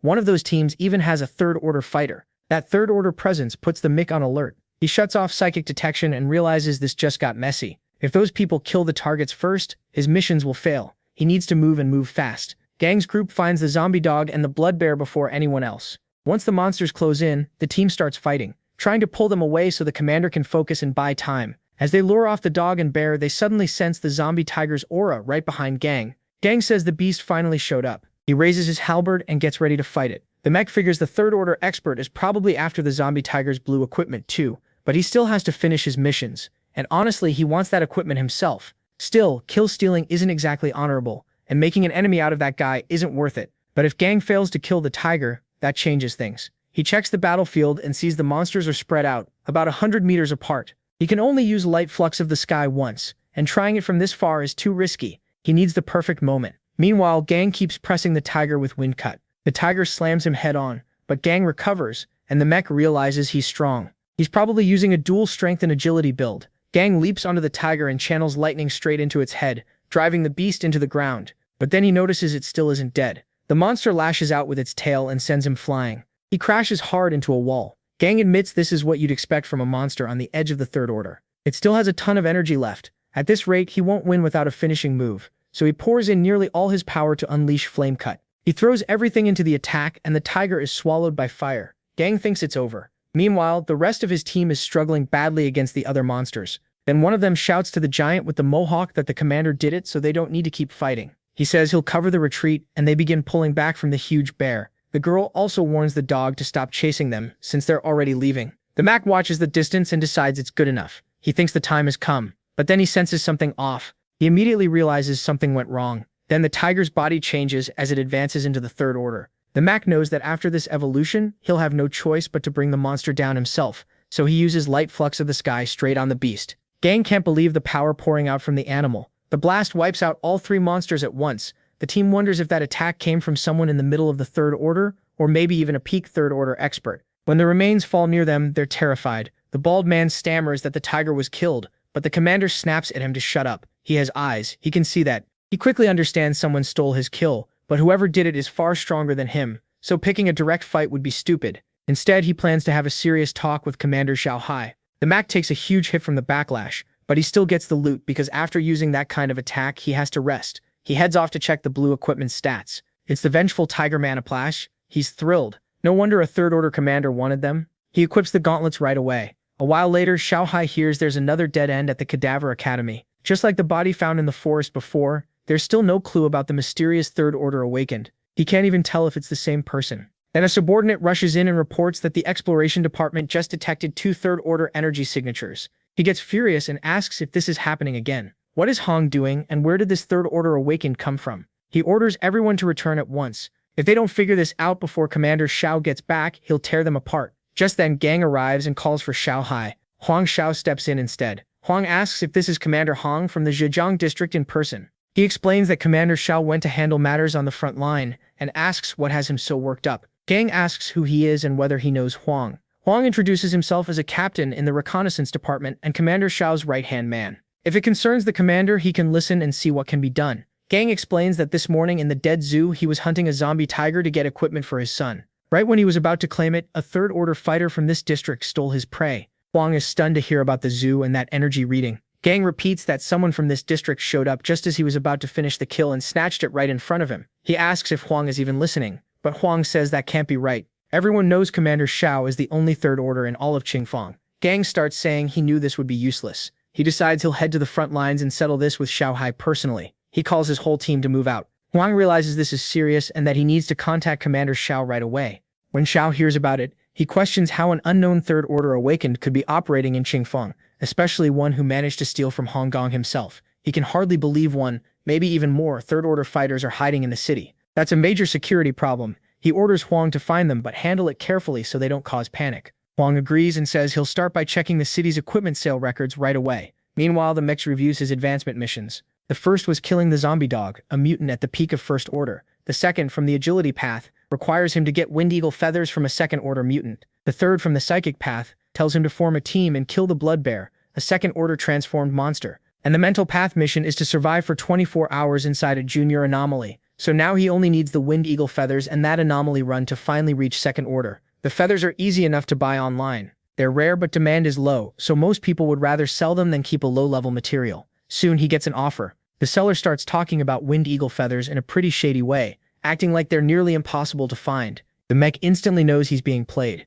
He doesn't have time for this and offers 800 credits. The seller is shocked. That's more than he makes in a year. As a first-order C rank awakened, he thinks this kid is an easy mark and plans to squeeze him for everything. So he pushes back and says 900, actually 1,000 credits. He even claims he risked his life for those feathers. The mech doesn't buy it, not for a second. He calls it pathetic and says, if he's not mistaken, the guy is only a first-order C rank. Is he really trying to say he fought a wind eagle with his bare hands? More likely he just stumbled across the feathers, the woods. He thought he got lucky and tried to rip him off. But the Mac knew the real price. He needed the feathers fast. Sure, but not that badly. If the guy wanted to be greedy, he could keep them. That was when the seller started to panic. He quickly backed down and said 800 credits was fine after all. The Mac wasn't having it. He said the price was 400 now, take it or leave it. After that little lesson, the guy had no choice but to accept half. With the feathers handled, only one mission was left. The Anomaly Event Dungeon at Manhwa, Educational Institution. People said this dungeon was unlike the others. In all of history, no one had ever cleared it with an SS rank.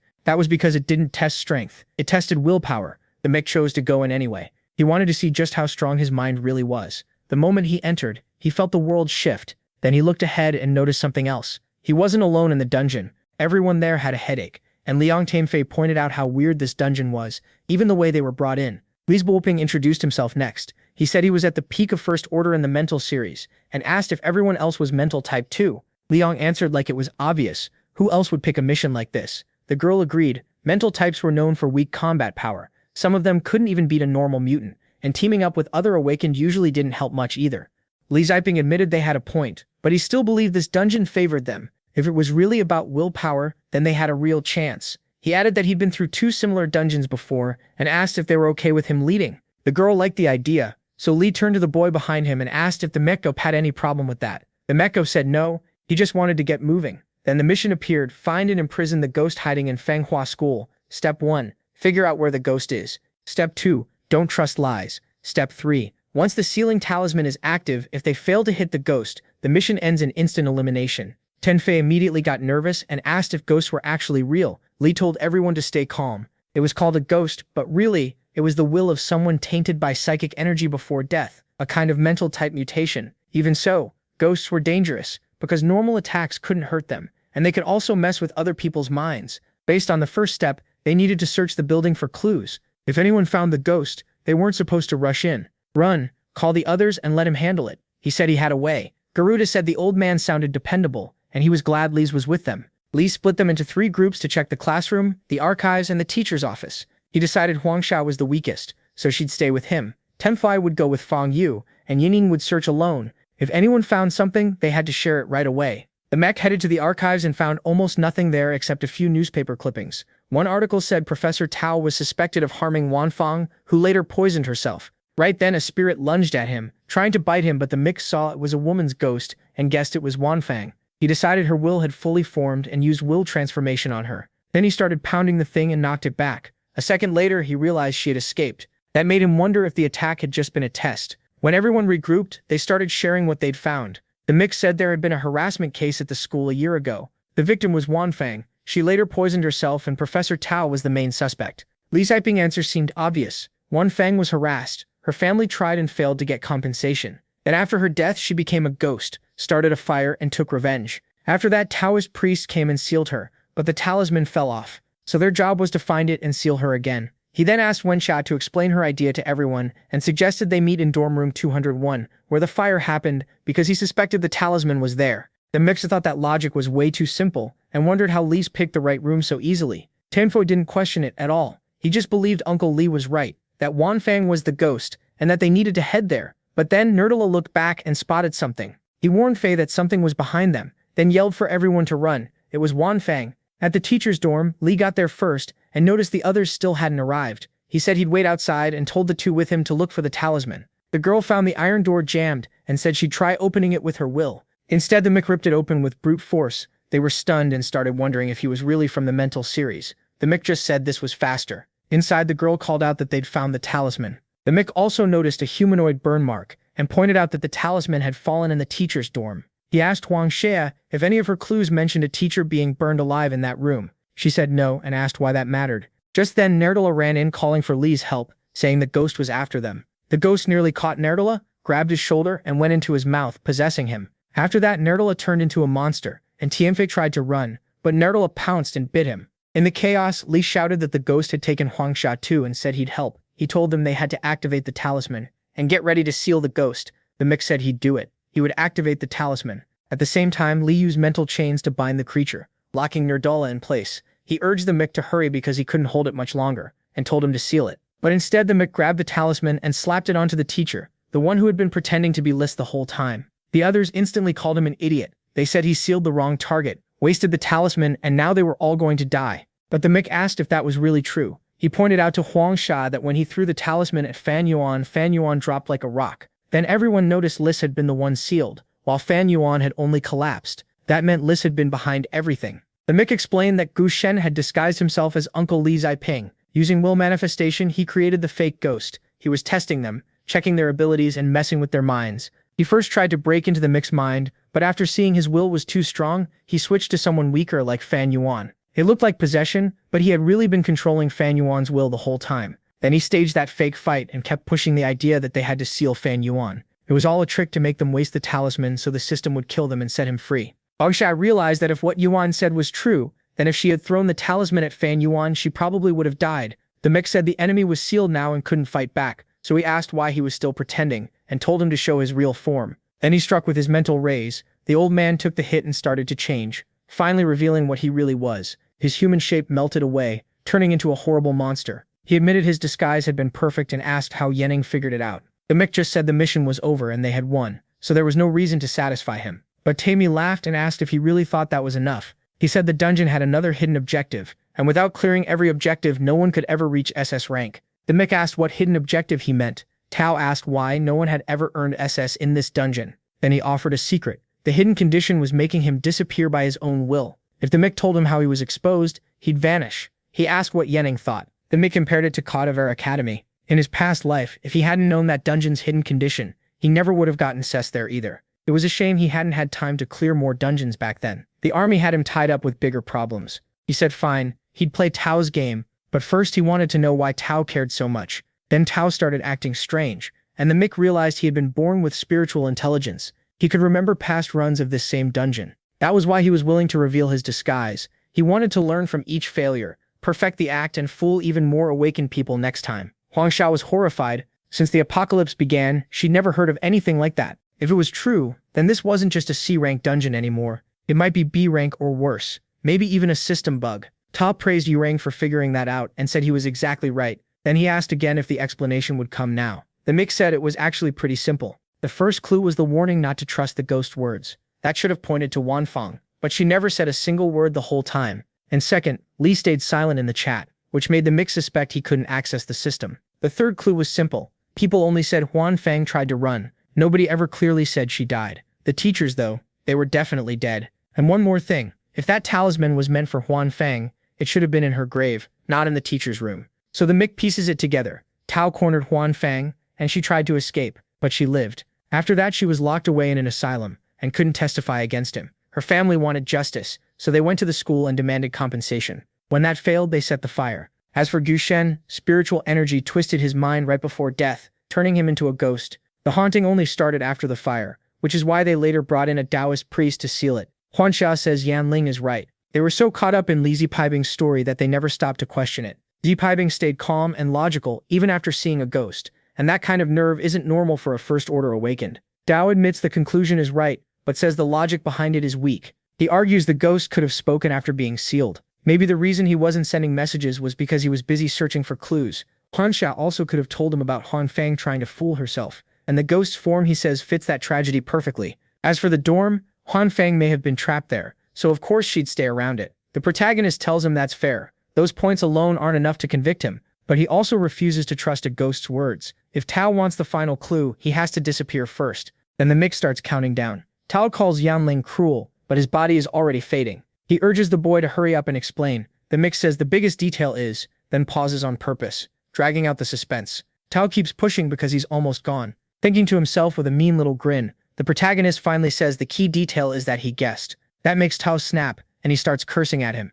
But he vanishes before he can do anything else. Huanxia stares at the Mick and asks if he really just guessed. Did he seriously trick the ghost too? The protagonist tells her to calm down. Now that it's over, they can leave the dungeon. She still asks if it was really a guess. He says of course not. Tao's biggest mistake was saying the talisman was in room 201, because there was no clue that pointed to that. Only the ghost could have known it. So why did he say it? Because he didn't want that thing getting any smarter. The girl thinks he's scarier than the ghost, but she's also impressed. Without him, she knows she would have died in there. The protagonist clears the dungeon with a perfect score and earns SS rank. His reward is 4 will points, plus several white tier items: ice armor, flame body, cut neck, corpse oil, and human skin. He also gets a blue item, the grudge necklace. It's an exclusive passive piece that boosts spiritual energy recovery by 20%. It also raises resistance to psychic attacks by 25%. On top of that, it can block 1 fatal spiritual attack before breaking. Seeing that, the protagonist is more than happy with the reward. Later, back in Changfeng's safe zone, he heads to the mission center around dusk to turn everything in.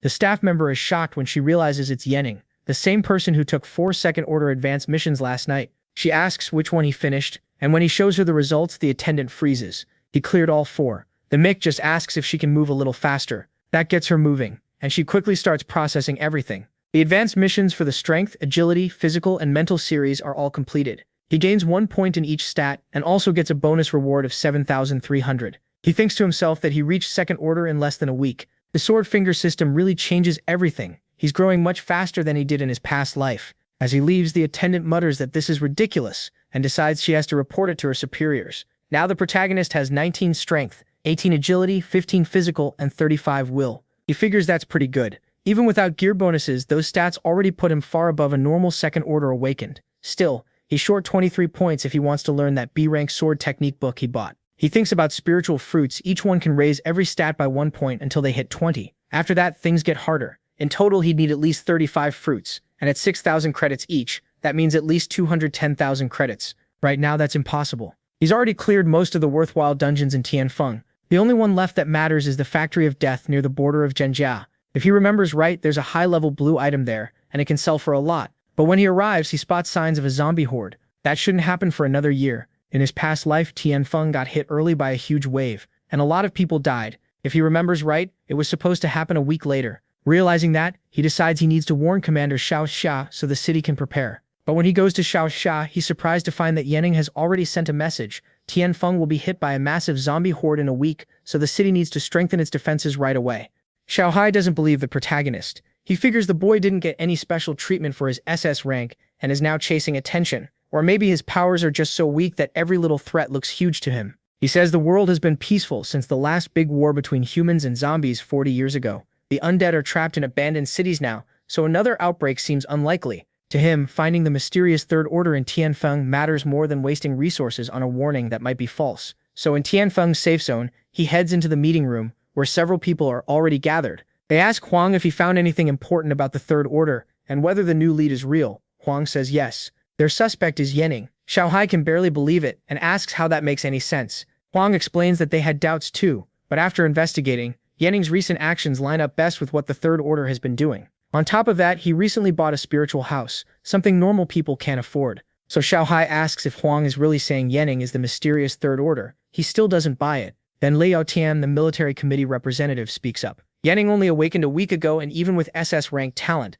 there's no way he could rank up that fast on his own. He points to General Zhang, an SS rank awakened with both strength and agility talents. Even with huge resources, General Zhang has only just reached First Order. Because of that, Liao Tian believes a hidden Third Order awakened is backing Yanning. Xiaohai thinks that actually makes sense. The army may not support Yanning, but someone else could see his potential. With how rare SS talent is, that person might be raising him like an experiment. If that's true, then there is no need to panic. They just need to find this hidden Third Order and bring that person to their side. Then Huang tells Xiaohai that the mission center just sent news. Yanning has completed 4 second-order advanced missions. That shocks everyone. Xiaohai starts thinking it over. Based on Liao Tian's idea, maybe a Third Order awakened took Yanning on those missions, handled the hard parts, and let him keep the rewards. So clearing second-order missions still doesn't prove Yanning isn't connected to a Third Order. After thinking it through, Xiaohai orders Huang Xiao to send 2 people to watch Yanning's house and figure out who is backing him. He also wants troops stationed near the abandoned cities around Tianfeng to stop any outbreak before it spreads.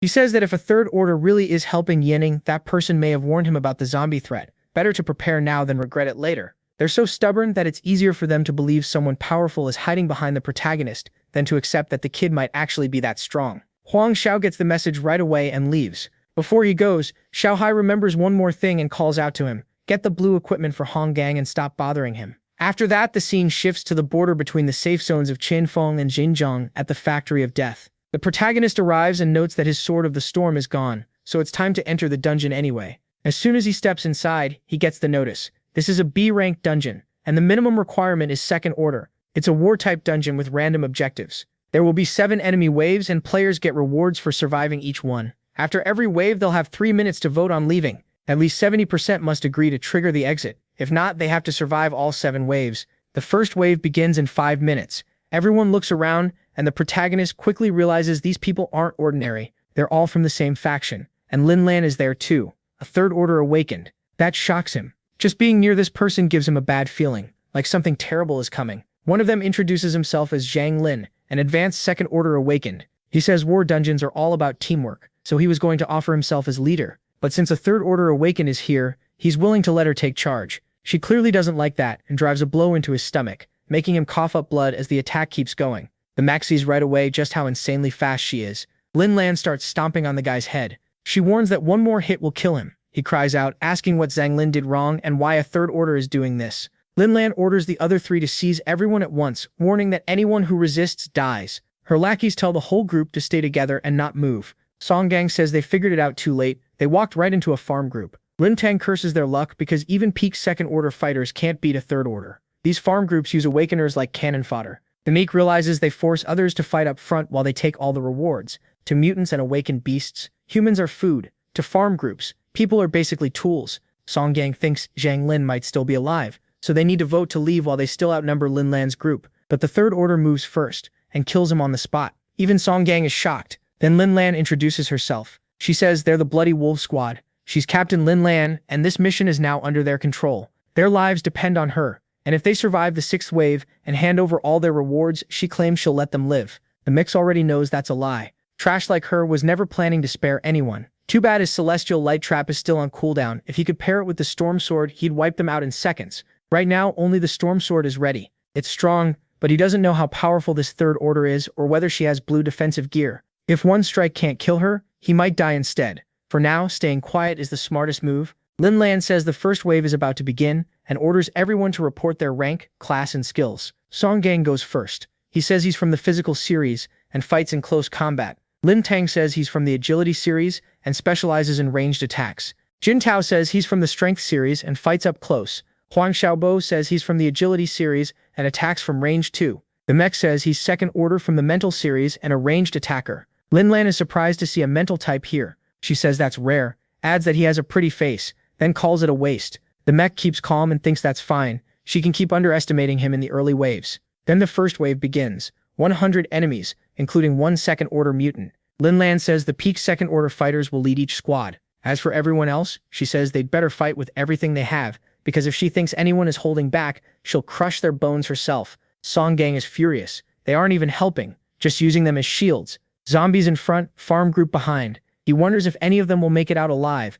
Lin Tang says they have no choice now. First, they need to survive these early waves. The zombies rush in. Lin Tang readies his bow and says he and Song Gang will handle the devourer. Everyone else has to deal with the zombies. Song Gang charges in and smashes through them with his hammer. The mech and Lin Tang stay back, watching the field from above. The boy fires ice spikes and drops several zombies at once. The mech also starts picking them off one by one. Lin Tang starts mocking him, saying that like a true weakling, he can only kill 1 zombie at a time. He laughs and says, "Yay, Lin is hilarious," wondering how someone like that even dared to come here. Without the others, he'd already be dead, and this is only the first wave. Lin Tang can't imagine how he'll deal with the later ones. The first wave ends. Half an hour later, they finish the 3rd wave too, and the 4th starts in 3 minutes. Song Gang notices the dungeon keeps getting harder. He's worried the next wave might include a peak 2nd order mutant, and he wonders when Lin Lan is finally going to stop sitting back and do something. Lin Tang thinks that if she doesn't act first, they'll never get a chance to take her down. Just then, Lin Lan speaks to them. She says it's only the 3rd wave, and they're already struggling.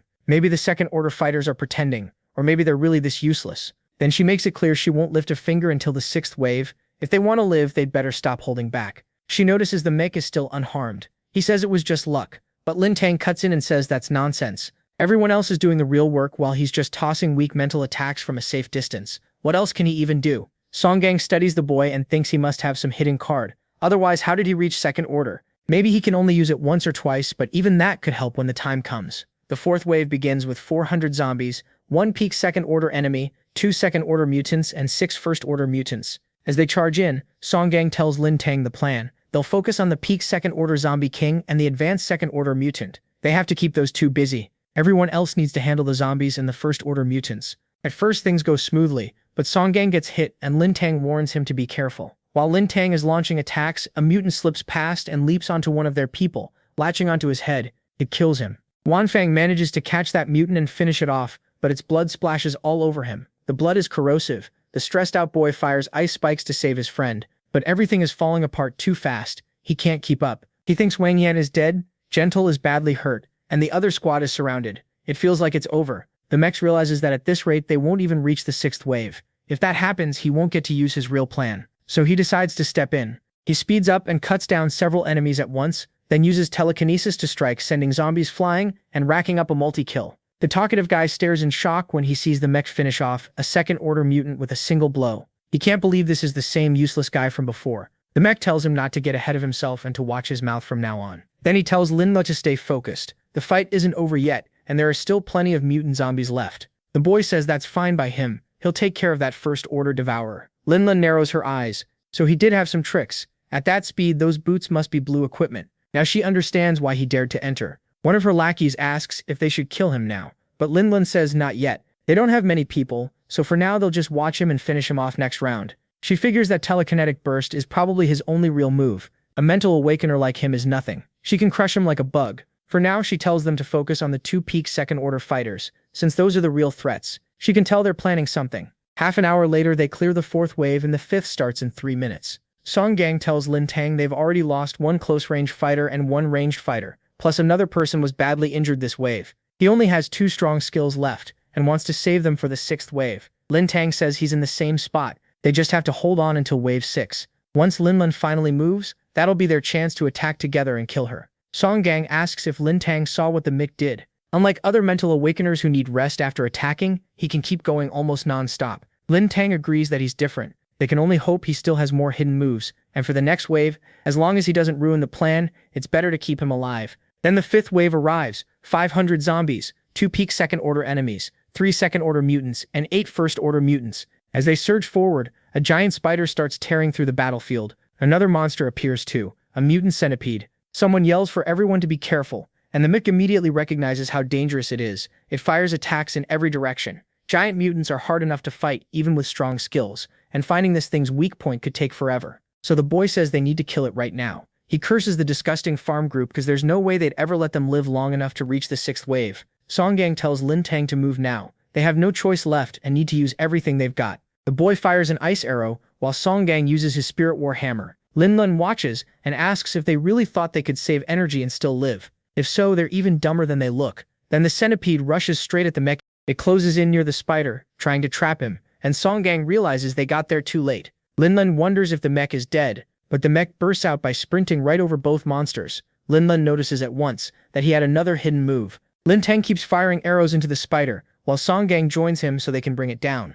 Meanwhile, Yi Ning keeps chasing after the centipede. He finally spots the centipede's weak point. He strikes with his telekinetic piercing attack, blasting a hole through it, then finishes with a punch right into the center, shattering it completely and destroying the monster. Lin Tang can barely believe it. Mr. just killed a high-level monster by himself, while their group only brought one down before by attacking together.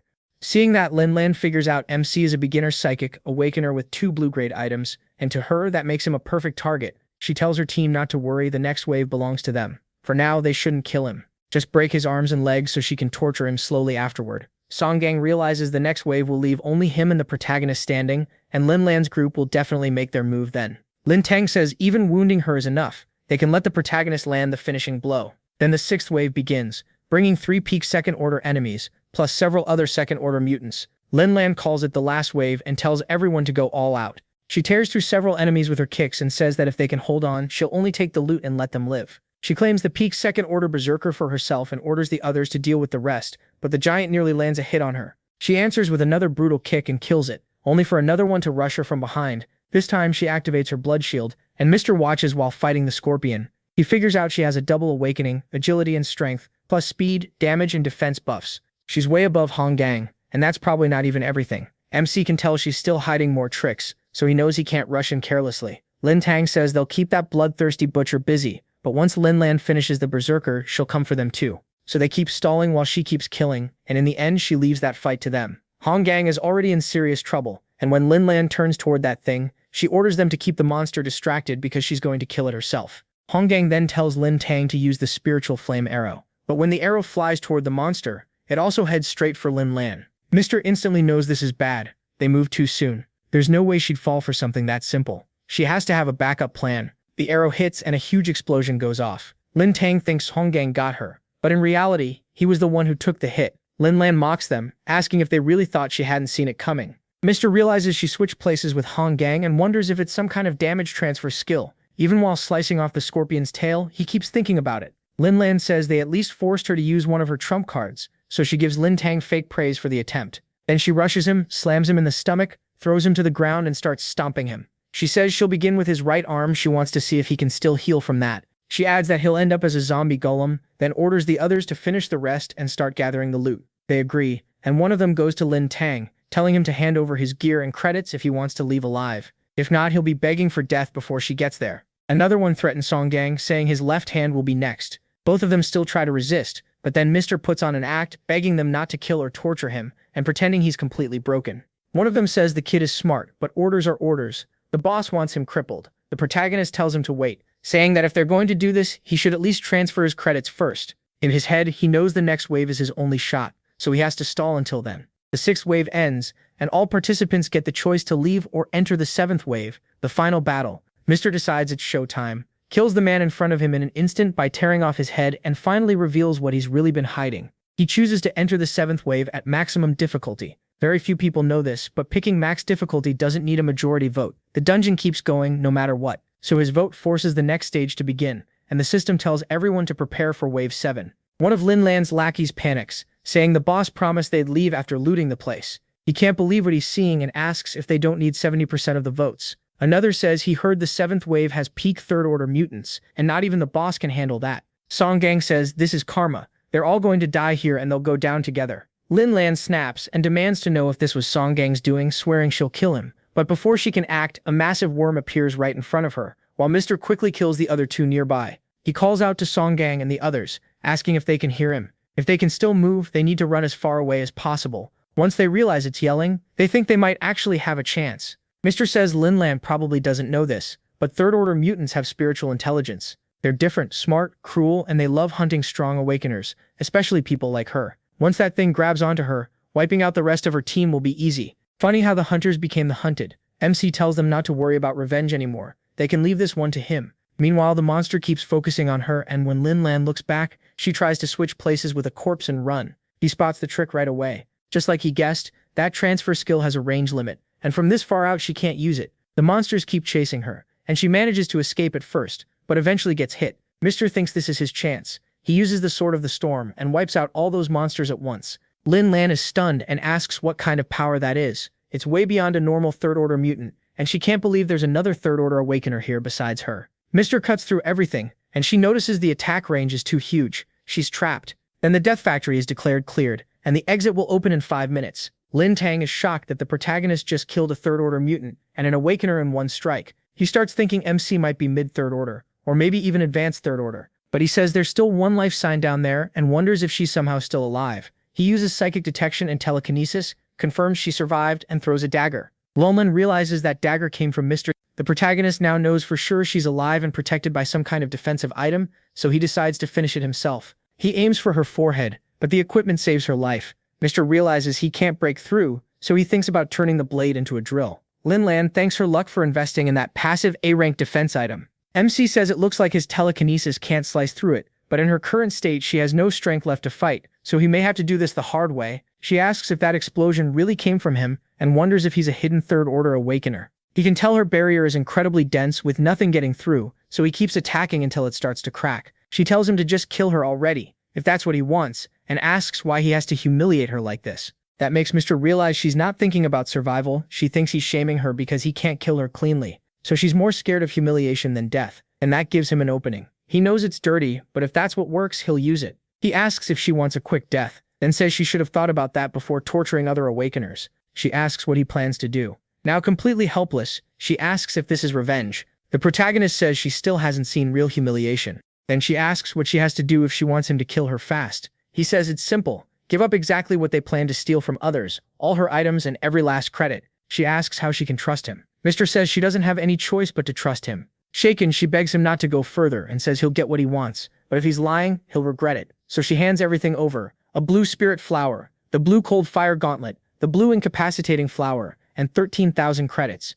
MC notices she's loaded and thinks robbing people really is the fastest way to get rich. She says that's everything and tells him to kill her now. He asks if that's really all, pointing out that only 13,000 credits feels way too low. He warns her not to lie. She insists that's everything she has, but he keeps pressing harder, telling her not to blame him for what happens next. That finally makes her mad, and she snaps that he should just do whatever he's capable of. Mr. can tell she's probably telling the truth this time. Then she asks why he stopped. What? Is he scared? A second later, she figures it out. He never killed her and never even tried to touch her directly because he can't. She says that explosion must be a one-time move, and since he's only a second-order awakener, he'll never break her defense. And just like that, the whole situation starts turning around. Meanwhile, she gets back on her feet and realizes the Mick tricked her. She calls him stupid for making her think he was third order, and the Mick knows she's figured it out. Now he can't face her head on. She swears she'll remember the name Yellen. No matter where he runs, she'll find him, tear him apart, and make him beg for death. The mech lets her cling to the name Yellen all she wants. Once people learn it was really Yellen, they'll see who's actually hunting who. After all that, the mech gets a 93% completion rate, 73% base, plus a 20% bonus and extra credit for killing the Seaworm boss. His psionic experience also goes up by 100 for defeating a high-level enemy. His rewards include the white rank Lamenting Mask, the white rank Sin of the Centipede, and the blue rank Desire of the Swimmer. He also gets Corrosive Acid Chitin Peel, a Sandworm Eye Rotten Fur, and a Sandy Blue Heart. Looking at all of it, plus what he got from Linlan, the myth realizes he's sitting on a small fortune. If he sells everything, he can buy psychic fruits and raise all his stats to 25. Once he leaves, he plans to find an inn in Zenzian. After that, it's time to practice that dark B-rank sword skill. The next day, he heads to the Lost Battlefield. Everyone talks about. He's there to get better gear and get used to fighting zombie hordes. But on the way back to collect the rune, someone stops him. The stranger asks for help, saying his car flipped over. The Mick immediately asks if it really just happened. One look at the car and the people waiting behind him, and he realizes this is a setup. The gang tells him to stay quiet, hand over his credits, and nobody gets hurt. The Mick says they're right, there's no need to talk. Then he starts choking them all. The bait guy bolts like a rat, but the Mick isn't letting him go. He throws a dagger after him. The blade slices into his calf. Then the Mick notices something weird. There's no blood. This isn't a human, and it's not a zombie or a mutant either. The boy panics and begs not to be killed. He says he knows where the loot is hidden and will tell him everything. Still pleading, he claims the others forced him to do it. The Mech ignores that and asks one thing first. What the hell is he? The creature begs again and says he'll open his status window so the Mech can see for himself. It shows he's a Class 0 NPC. His talents are all tied to greed, shady merchants, and corruption. The Mech is shocked to find an NPC out here. He asks how an NPC escaped the dungeon and whether he grew his own consciousness. The boy says he doesn't know how he got out. He's just been here for as long as he can remember, and he begs to be spared. The Mech looks over his 3 skills and sees they're all built around trading. No awakened person can get abilities like these, so he quickly realizes this guy could handle money and make him a lot more of it, so he tells him to sign a contract. The boy looks at it and realizes it's a slave contract. Once it's signed, any betrayal means instant death. The Mech makes it simple, sign or die right now. So the creature signs. Just like that, Lefugi becomes the Mech's slave. The Mech tells him to follow him from now on and work as his colleague. Lefugi stares at him, wondering what kind of colleague gets forced into a slave contract. He can only complain about his rotten luck with bandits. The Mech cuts him off and orders him to collect the bandits' stuff, because all of it belongs to him now. Lefugi changes his tune on the spot, thanking his master and calling him the most generous man in the world. The Meek notices his loyalty rises way too easily. Then he tells Lefugi to help sell everything, including the bloody shield and the iron spurs. After that, he needs to buy spiritual fruits and a large storage item. Lefugi will stay in that space and manage the money.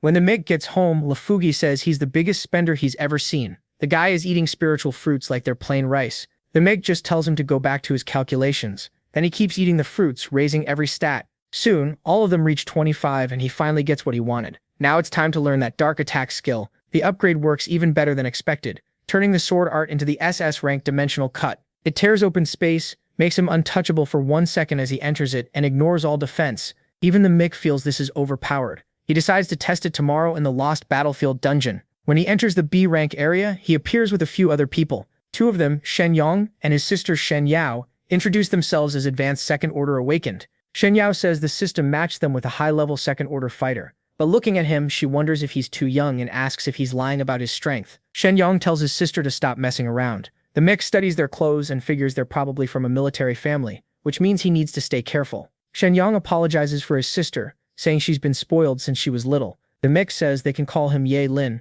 Then the battlefield announces a special event, with the warm-up round starting in 3 minutes. The Mick finds that strange. He knows the apocalyptic special events, paranormal, mimetic, and the other strange ones, but this is his first time seeing one himself. Shen Yong tells him not to worry. From what he knows, the Lost Battlefield is one of the safest special events. There are almost no restrictions, and as long as they break out of combat, they can leave any time. This event recreates a war from the early days of the apocalypse. Their enemies will just be hordes of normal zombies and mutants. Then the system gives its orders. Shen Yong calls the Mech over and asks him to help kill the mutants. He adds that Shen Yao will stay behind. So the Mech moves out. The boy asks if he's nervous, and the girl says he doesn't really have a choice. The Mech jumps straight into the middle of the mutants and cuts down several at once. Shen Yang can only stare. That kind of power is exactly what you'd expect from an advanced second-order fighter. He wipes them out fast, but he also reminds the Mech that he and his sister aren't weak either. Then Shen Yong tells Yelin that they'll hold out as long as they can. Once they can't fight anymore, he'll summon dead and living soldiers to battle for them. The Mech is caught off guard by that. He heard rumors about this in his past life, but he never thought it was real. Shen Yong quickly says it's a military secret so nobody else can know. Before the Mech can respond, he warns him to watch out. A zombie is nearly on him. The Mech kills it and saves Shen Yong. Shen Yong is stunned when he sees the telekinesis. The Mech just one-shot an advanced first-order mutant. Soon the warm-up round ends, and the real war is set to begin in 3 minutes. Shen Yong walks over, offers him a cigarette, an army specialty, and thanks him for the save. The Mech accepts the thanks, and he can tell from the rare cigarette alone that Shen Yong has serious backing. Shenyang admits it openly. His grandfather is the deputy commander of the Huabe War Zone, and his father leads Safe Zone 191. Both are Third Order awakened. He has his own group and faction too, so when he notices the mech seems to be alone, he asks why he doesn't join them. The mech refuses right away, saying he's used to working alone. Shenyang is surprised, but he says it's not too late to change his mind. All he has to do is become his assistant. In return, he'll get proper rewards, 3,000 credits a month, plus another 1,000 personally from him. On top of that, he'd get a free blue rank item, and even his family could join the army. Shenyang is shocked and asks if her brother's gone crazy. Being strong doesn't mean he's worth all that. The mech still says no. The war is about to begin, so he tells Shenyang to focus on the fight. In his mind, once he reaches Third Order, he'll be the one recruiting everyone else. Shenyang can't believe someone turned down terms that even second-in-command officers would argue over. When he mentions it to Shenyao, she shrugs it off and says the guy's acting full of himself, even though he's only advanced Second Order, and their family has 2 peak awakened. Half an hour later, Shenyang admits he can't keep going. After summoning dead soldiers to fight, he says they need to retreat. The mech tells him to hold on a little longer, and pulls the monsters toward himself. He says everything's under control, and tells them they can hide on top of the wall for now. Then the mech uses celestial light on the horde and slices every one of them in half. Watching that, the siblings wonder if he's already Third Order, because even a Third Order fighter shouldn't be able to kill that many mutants at once, especially with advanced Second Order mutants mixed in. Shenyang finally understands why the boy rejected his offer, and Shenyang realizes his power might even be beyond her grandfather's and father's. The mech tells Shenyang he can summon the soldiers now. Shenyang asks why he even needs to, since he's already this strong. But Shenyang says that if Yellen says to do it, then they'll do it. So he begins whatever ritual he needs to bring them out. He raises the dead soldiers and orders them to get ready, hold the front line, and prepare the first artillery unit to fire. Shenyang says all they can do now is watch. The summoned soldiers will only stay for this wave, but the mech tells them to wait. He still hasn't gotten the legendary blue item from that Second Order mutant. He guessed it would show up after summoning the soldiers, and his gut tells him it's buried under the wreckage. He searches until he finds it. The moment he does, a special mission pops up. Last Wish. He has to find what caused the lost battlefield and solve it, and he'll get special rewards when it's done. That catches him off guard, and he wonders if this mission is tied to the notebook. He opens it and sees it's a diary from someone who helped defend the line during the first zombie outbreak 60 years ago. In the July 7th entry, the writer says the zombie horde already passed through Zhenjiang, but battalions were sent to stop it. He also mentions a bunch of new recruits joined up. They're good soldiers, but he still can't understand their dialect, so he knows he has a lot to learn. In the July 20th entry, Ajian tells him the girl he likes is living in the safe zone behind the defense line. The writer jokes that Ajian is only 17 and already thinking about marriage, but Ajian says people in his hometown marry young. By July 24th, the interception had failed. The commander told him that if things got worse, he could leave early, since he was a civilian. On July 25th, the first zombie horde attacked. It happened sooner than he expected. Aidine died, and they couldn't even bring his body back. On July 26th, the commander asked the soldiers that morning if they had any last words. He died that same afternoon before hearing them. The writer admits he was scared to die, but this time he didn't want to run. If he left, he had nowhere to go anyway. In the July 27th entry, he says he thinks death is near. They can't retreat, and after asking several soldiers for their last words, he finds out they all say the same thing. Marins go home. The mayor keeps thinking about that final wish. Judgment, the reason, the truth. Everything starts connecting. Back with the siblings, Shenyao asks if Yelin might not really be Third Order. Maybe he's using some item or one-time skill. Shenyao says that's possible, but they can't prove it. If they guessed wrong and delayed someone who truly was Third Order, they could die here without anyone ever knowing. Shenyao points out that if Grandpa finds out, the whole Huabi war zone would never forgive them. Shenyao warns her to fix that attitude before it gets her in trouble.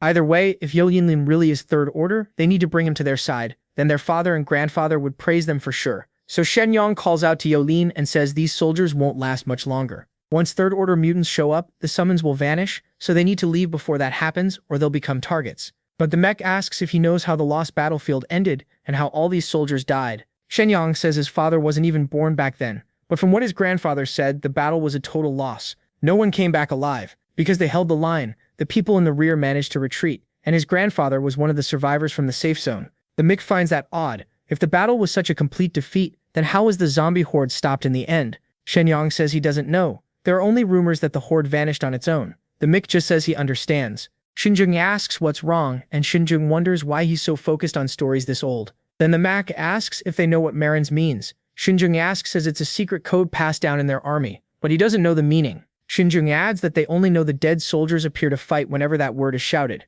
She says it's a military secret, and since her brother already told him that much, he should stop asking. Shinjung tells her to calm down. The Mac asks how many times they've used it. Shenyang says a few hundred times. People mostly used it to get items, but each person can only use it once. If they say it again, nothing happens. Thinking about those hundreds of uses, the mech asks if the summoned soldiers ever helped kill the final wave of mutants. Shenyang says no, because only second-order awakeners could enter before. He's the first third-order to ever come here. That makes the mech realize why the lost battlefield still exists. He jumps down and Shenyang asks what he's doing. The mech throws himself into the middle of the soldiers and starts fighting beside them. These are the souls of old heroes. So how could the army treat them like this? They were abandoned 60 years ago and fought to the death just to protect their homes. For all that time, they were nothing but numbers in history. No one remembered them, and there was no way a zombie horde just disappeared on its own. Their final will turned them into heroic spirits, making this battlefield a special event. They've been holding that zombie horde here ever since, because they knew that if the third-order mutants were killed, their secret word would stop working,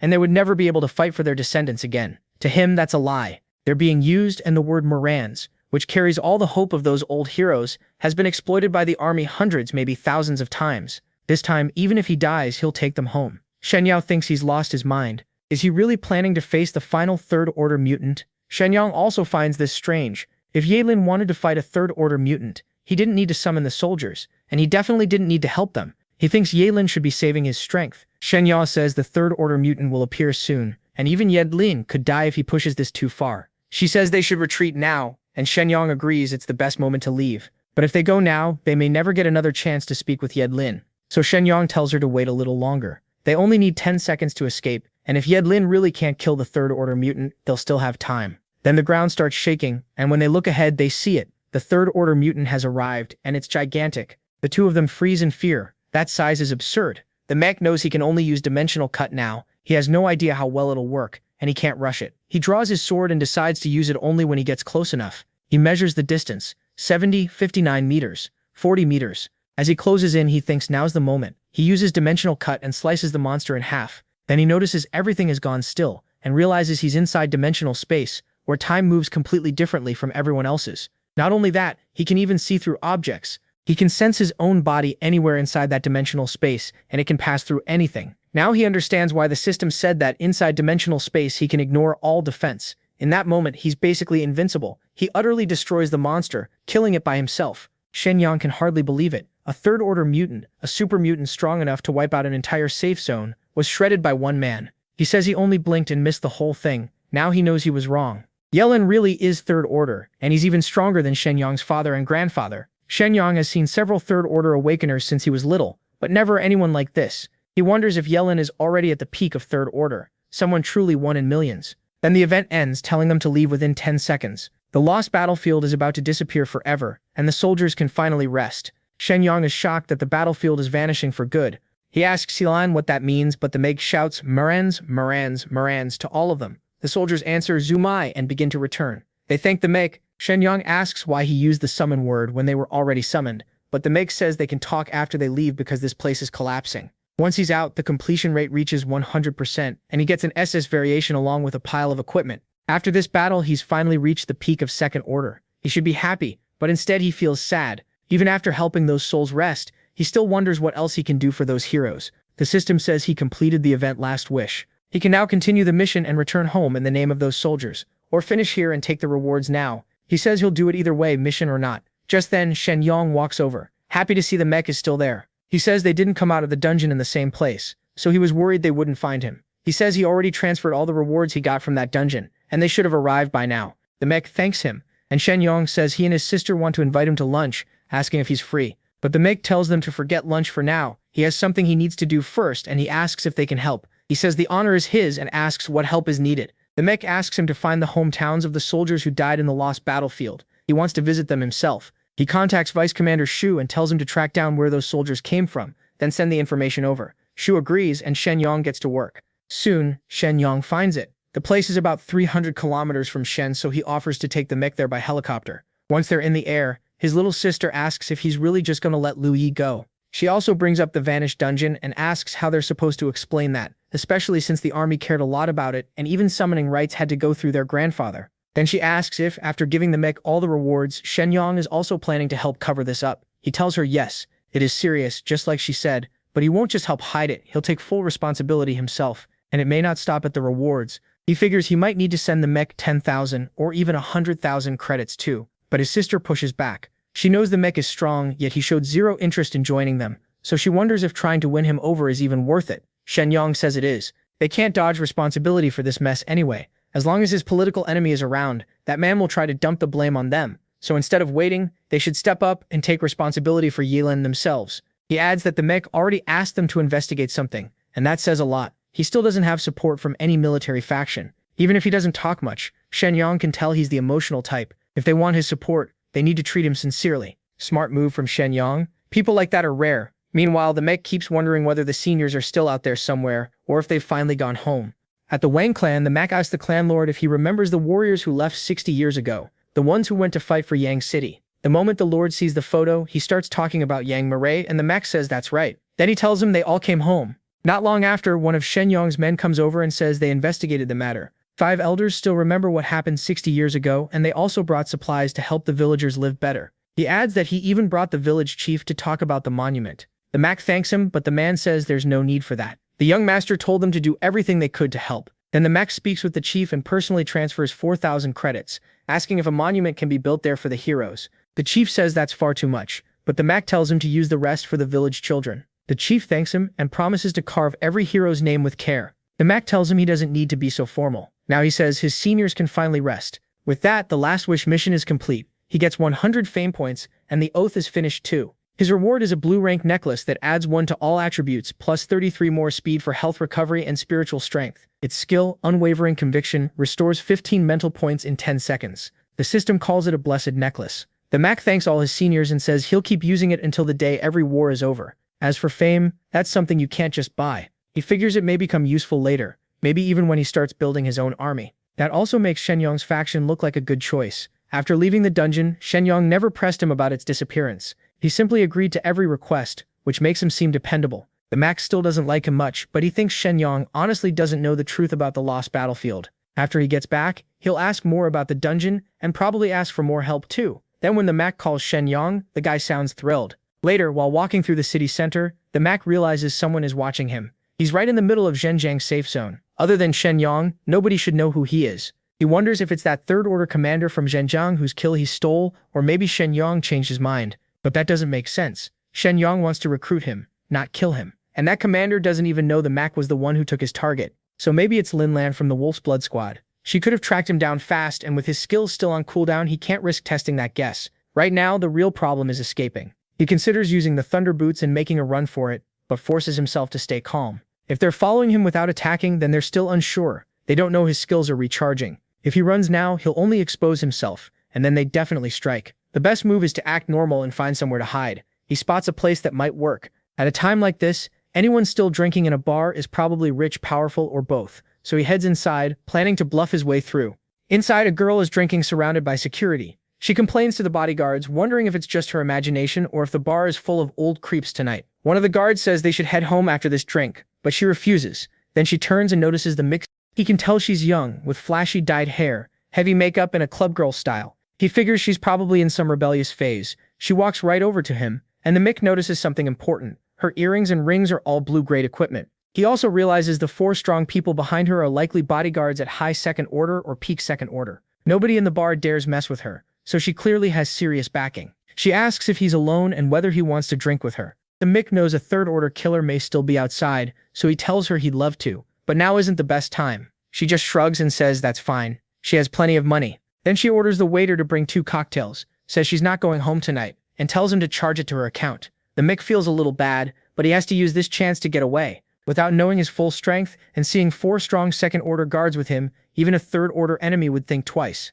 The girl doesn't hold back at all. She flat out asks if he has the guts to go to a hotel with her tonight. The Mick realizes she likes being the hunter, so for now he'll act like the prey. The guards whisper to each other that the young miss is about to leave with some guy, and ask if they should stop her. The other guard calls him crazy and reminds him she already had a huge fight with Lord before. She leaves with the Mick and he notices the killer is still there. The pursuer stays close behind the guards. Since the person won't back off, the Mick has no choice but to go to the hotel with her and see what happens. Once they enter the room with the girl, she passes out, and he learns her name is Yan Yukin. No wonder she has that kind of status. She's the daughter of Yan Li Jun, commander of Safe Zone 317, and president of the Starshine Trading Company. One night in a hotel like this costs what a normal person earns in half a year. In his past life, when he was just a desperate refugee, he worked for Starshine's Coast Guard team clearing zombies, so technically her father was still his boss, but she immediately starts cursing that old man, calling him the worst. Then she tells the Mick to hug her, and he thinks it's obvious she fought with her father and is only doing this to get back at him.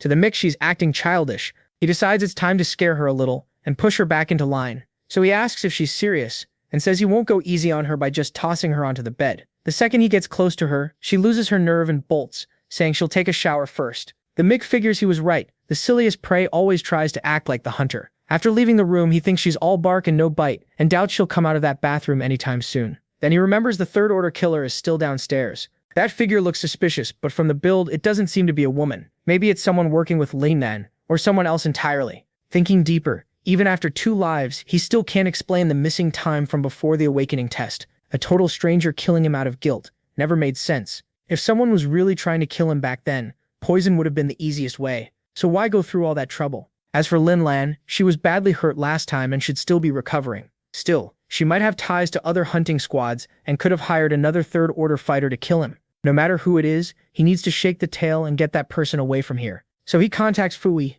and tells him to bring disguise gear as fast as possible, something extremely realistic that will make him impossible to recognize. As soon as the mech steps out of the room, people ask if it was over that fast. He casually says his young girlfriend is drunk and tells them to make sure she doesn't cause trouble. He heads down in the elevator, activates the disguise gear, and completely changes his appearance. He realizes the third-order enemy didn't follow him, so the disguise worked. Still, that only buys time. He needs to reach third order fast, or he won't survive the enemies he knows about and the ones he doesn't. Before leaving, he tells Yan and Qian to look after herself. He also leaves her a letter, saying he doesn't like taking advantage of people, so she needs to stop putting herself in danger. He thanks her for the night, then leaves. 2 days later, the Mac is thankful to Chen Yang for getting him 2 pieces of gear so quickly. They're the Flaming Flame Longsword and the Yu Chen Short Sword, both blue-grade weapons. He first tests the Flaming Flame enchantment and notes that it burns 270 spiritual energy per second, while the blade can heat up to 2,000 degrees. Then he tries the Yu Qian enchantments, slashing over and over, and finds it uses 240 spiritual energy per second.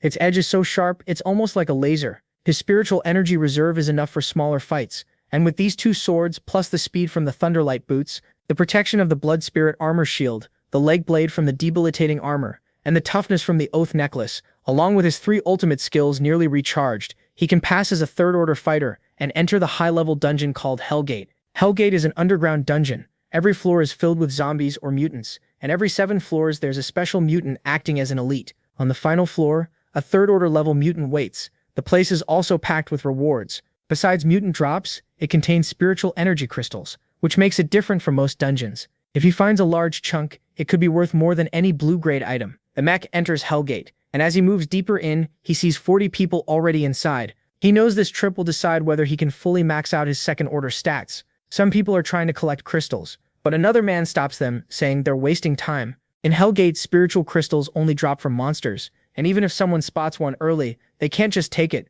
The Mikim counts 40 awakened fighters there, and 21 of them belong to the army. Then a man named Wang Yimping tells everyone to be quiet. The military is in charge of Hellgate this time, and they should feel lucky because he is the colonel of the 7th Army Group, a third-order awakened. He says there are 18 tunnels around them, all crawling with zombies. If they make it out alive, they'll be rewarded well.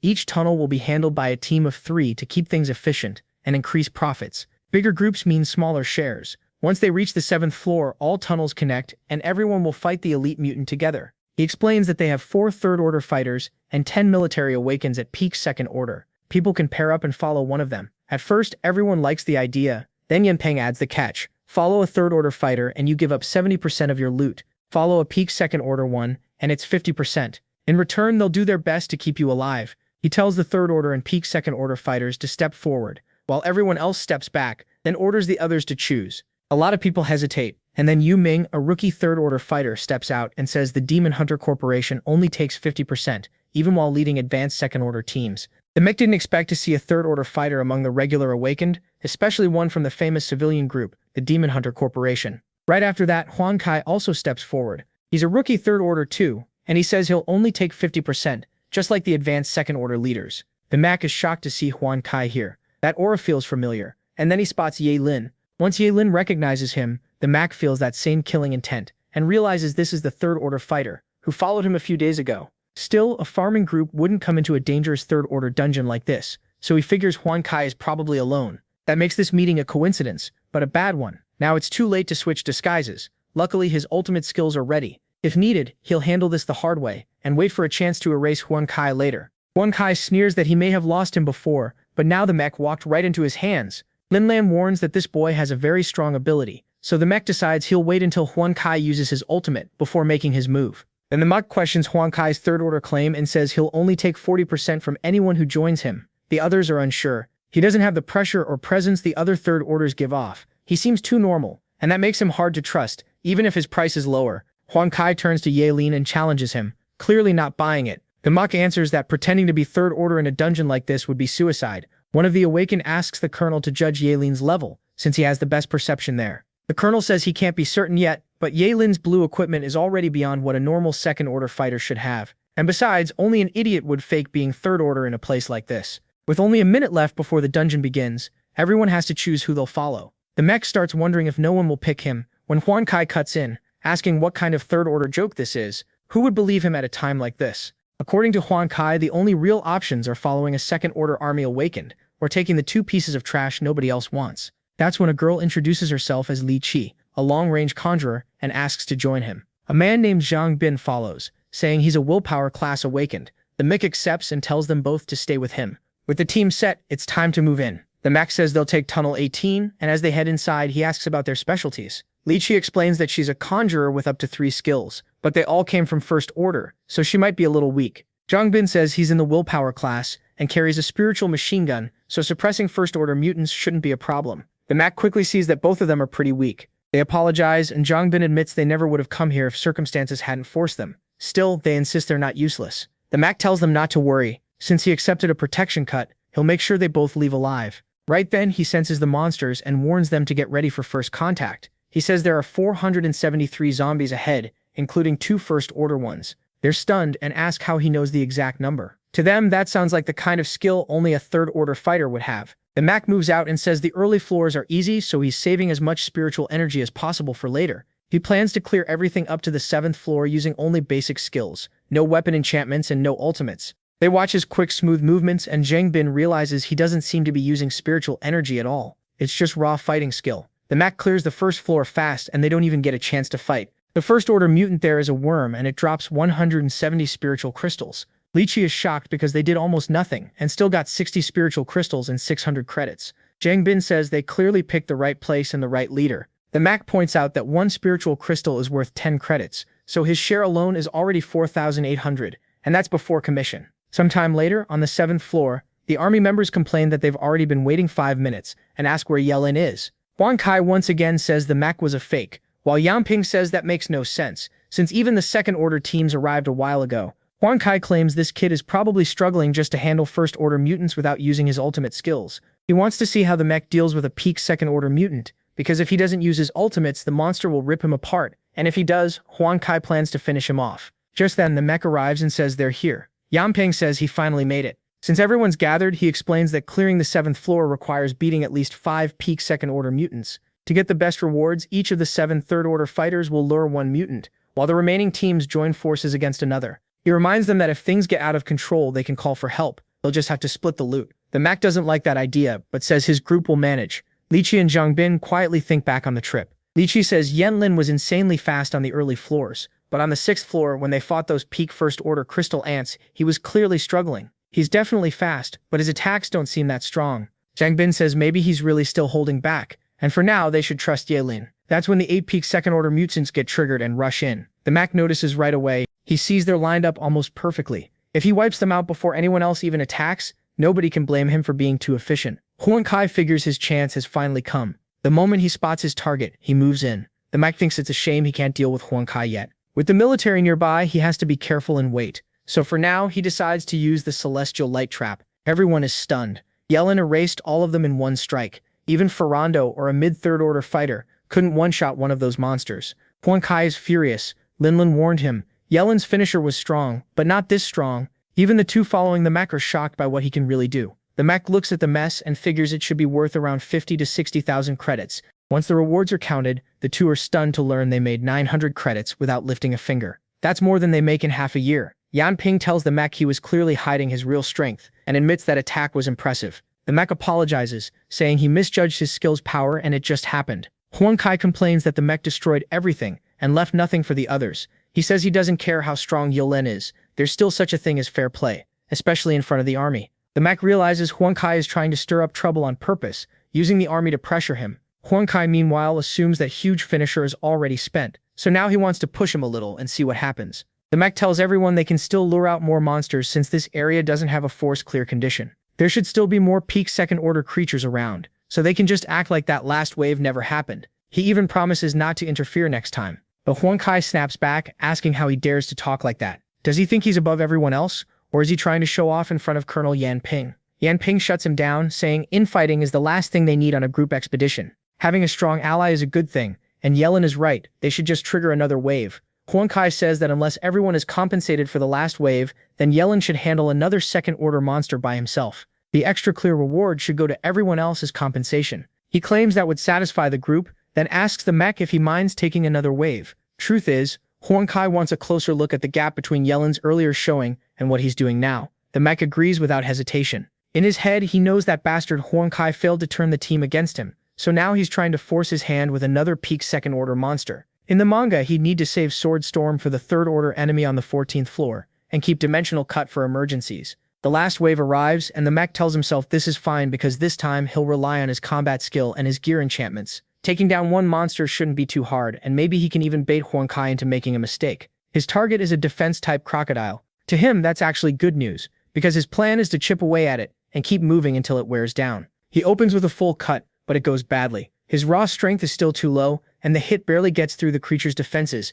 It does almost no real damage. At the same time, Huang Kai starts smashing into his own monster, bragging that he knew it without that finishing move. Yellen is nothing. Once he kills his beast, the next one will be Yellen. The mech keeps circling the crocodile and uses the flamethrower enchantment, along with Yujai's enchantment, but he only manages to leave shallow wounds on the monster's paw. He realizes the crocodile's hide is ridiculously thick. Even with enchanted blue-grade gear, he can't break its leg in one hit. Then the monster rushes at the mech, slams him, and throws him away. Seeing he's in trouble, the other two get ready to help, but the instant they draw the crocodile's attention, it charges straight at them. Now they're the ones in danger, and the mech has to save them. He tells them to fall back because he can handle it alone. He thinks that even if he still can't kill it in one blow, the enchanted attacks are clearly doing much more damage than before, so he sticks with hit and run until the beast finally wears out. Around them, the third-order fighters finish their own monsters with ease, and soon only the mech is left fighting. By the time he notices, everyone else is already done. Zanbin thinks Yellen is really strange. He crushed 8 monsters at once earlier, so why is he struggling this much against just one now?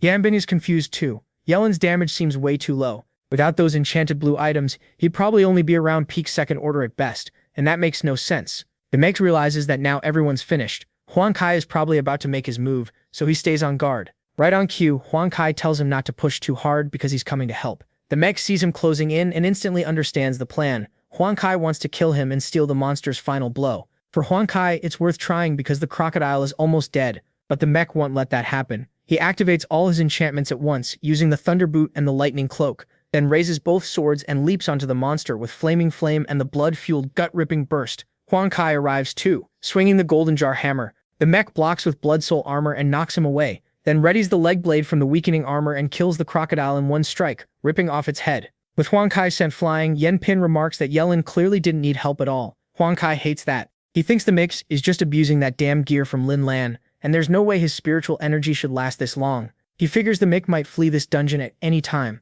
so he has to beat him before that. The mech, meanwhile, says it looks like Huang Kai won't be satisfied unless they fight today, so Yen Pin tells Huang Kai to stop. Yellen already handled the monster, so don't get greedy. But Huang Kai tells Colonel Yen Pin to stay out of it, claiming this is personal. The Mixid says he has no idea what happened to make him act like this, but if it's personal, then they can settle it on the 14th floor. No need to waste everyone's time here. Huang Kai asks if the mech really doesn't plan to run away before then. He assumes Yellen already used his best moves, and going deeper while depending on enchanted gear is basically suicide. So is he stupid, or does he still have something hidden? The mech tells Huang Kai not to worry. He's not leaving before the 14th floor. Huang Kai says fine. If Yellen survives that long, they'll settle it there. Yen Pin tells everyone to pick a tunnel, and they move to the next floor. In tunnel number 9 on the 10th floor, Huang Kai is already having a rough time. He curses these clawed demons for ambushing them ever since the 8th floor, then orders his 2 men to stay close if they want to live. a clawed demon suddenly strikes at one of the boys and rips off his arm. Then that same claw lashes toward the other one.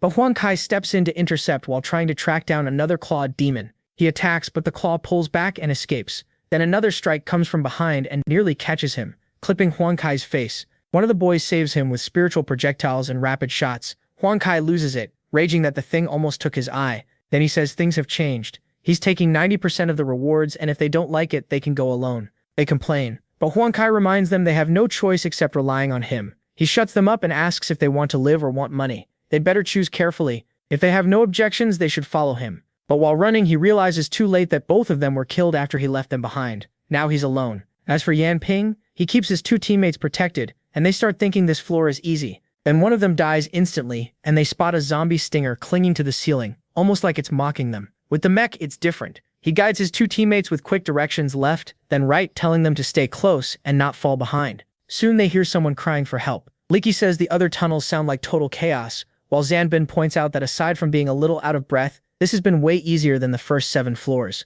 She wonders if maybe their tunnel just has fewer monsters, but the mech suddenly stops and tells them to be quiet. When they ask what's wrong, he asks if there's any way around what's ahead of them. He tells Leaky that at 97 degrees straight ahead there's a ghoul stuck to the ceiling, and they won't be able to avoid that one. Also, in the second tunnel to the left, 16 meters ahead, there's a female hemiphage hiding. And on the right, underground, a bone grower is heading straight for them. They're stunned that he can sense all of that through everything. It doesn't even seem like a real skill. The mech says he'll move first and kill the ghoul. They need to follow 3 seconds later. He'll draw the bone grower away and cover for them. Then they'll regroup at the third intersection on the right in 30 seconds. The mech sticks to the plan and turns back, telling them to move. No matter what they hear, they must not look back. At the meeting point on the 14th floor, Yang Ping sees 2 boys arrive and asks where their team leader is. They say everyone else died. Nobody expected weak monsters hiding in ambush to be worse than fighting stronger ones, head on, and they had to burn through a bunch of skills just to escape with that agility-type fighter. Yang Ping says that's a problem. The higher-ups want a huge amount of spiritual crystals, and now it looks like they won't get enough. A little later, Yumi and Huang Kai come back. Yumi managed to save 1 person, while Huang Kai looks like he barely made it. Huang Kai curses the dungeon, asking where all those rootworms even came from. Yang Ping says they're only waiting on Yiring's group now. If he brings back a few people, they'll at least have enough to keep going, but his fighting skill is still hard to trust. That makes Huang Kai go off again. He bluntly says that guy is a fraud, just some idiot acting like a third-rank fighter because he has fancy gear. As for that mutant kill, Huang Kai calls it a one-time lucky finisher, and nothing else. He even bets his face that they died a long time ago. But the mech walks out of his tunnel completely fine, with the other 2 right behind him. So yeah, somebody's about to lose that ugly face.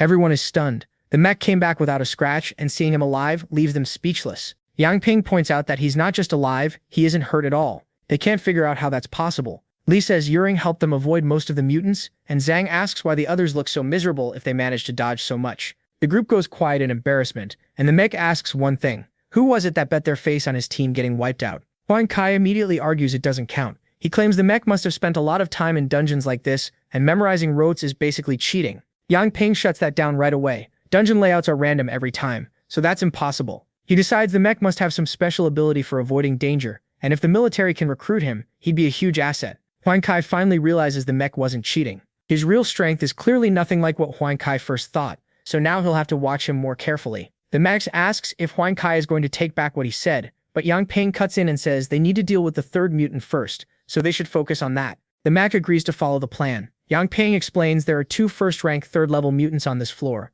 The military will take one, and the rest will handle the other. Once both are dead, everyone leaves the dungeon. Huang Kai starts whining again. His team only has 3 supposed 3rd-rank fighters. One of them might be fake, and the other 2 are just 2nd rank. Yang Ping reminds him that this so-called fake 3rd rank killed 8 2nd-rank mutants in 1 strike. And even putting that aside, if they really can't beat the monster, the military can still help. They'll just charge a fee. The mech says he has no issue with that. If he needs help, he'll call for it. His confidence surprises everyone, and they start wondering how strong he really is. Once they enter the area, the monsters rush in and begin surrounding them, and the fight starts. The mech notices another monster hanging back, just watching. Huang Kai asks Yiring if he's going to do anything, and the mech launches upward with his twin sword boost. The monsters keep attacking from every side. Yumi swings her spirit energy battle axe and smashes it into one creature's head, sending it flying. The mech keeps pressing in, then uses his lightning boots to jump back and make space. On the way, he steps right on Huang Kai's head and tells him to move, using him like a springboard. In reality, though, he drags the monster's attention toward Huang Kai, and Huang Kai gets hit. He blocks the first blow with his shield, but the second strike is much heavier and slams him to the ground. The Mika asks if he's still alive, and Huang Kai snaps that the kid did that on purpose. While the others keep the monsters close, the Mika says the two mutants are about 200 meters apart. If he can bring that down to 100, he can kill both at once. Yumi tells him to stop worrying about both and focus on the first one. She can't hold hers alone, so he says all the second-rank Awakens should go help Yumi. Leave that side to them, he and Huang Kai will stall this mutant. The monster charges after them and the mech starts setting up his plan. Huang Kai complains that he sent all their support away, so now it's just the two of them. How are they supposed to handle this? The mech says he can kill it if Huang Kai holds on for 3 seconds. This time, Huang Kai says he believes him. Once the mutant is dead though, he still wants a rematch. He's sure the mech is hiding more, and he plans to wait until all those skills are revealed. The mech tells him he did his part, so now it's Huang Kai's turn.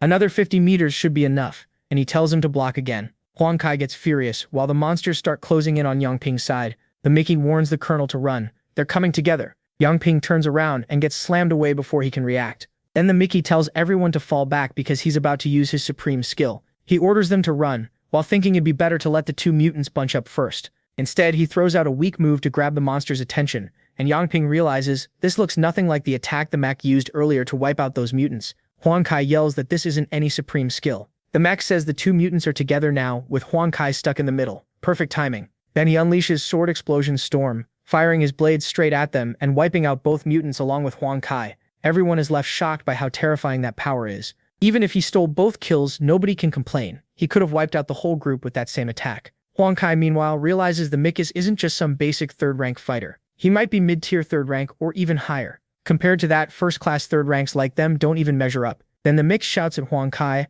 asking if he didn't tell him to dodge, so why was he still standing there? He jokes that Huang Kai died for him and can rest easy, since he'll take good care of all his gear. That's when the others realize he was just messing with them. Huang Kai is still alive. With that, the round ends, and they collect a pile of loot. Yangping says if they keep going, mid-tier third-rank mutants will start showing up, so the military is leaving the dungeon now. With the Mix skills, he could keep going, but the Mix says he's tired and will leave too. In his head, he knows he only has Dimensional Cut left, and he needs to save it for emergencies. Before they head out, Yangping says they need to discuss something first. The military wants to buy all their spiritual crystals. Market price is 10, but they'll pay 11 for each one. That makes everyone happy and they agree to sell. Yangping then goes to the mech since he has the most crystals. The military really needs them, so the mech asks why they need so many spiritual crystals in the first place. Yangping explains they need a massive supply for the seed project, which helps low-rank awakened rank up. They've already bought out the market, and it's still nowhere near enough. The mech thinks it over, so spiritual crystals really can raise an awakened's power, but the cost is insane.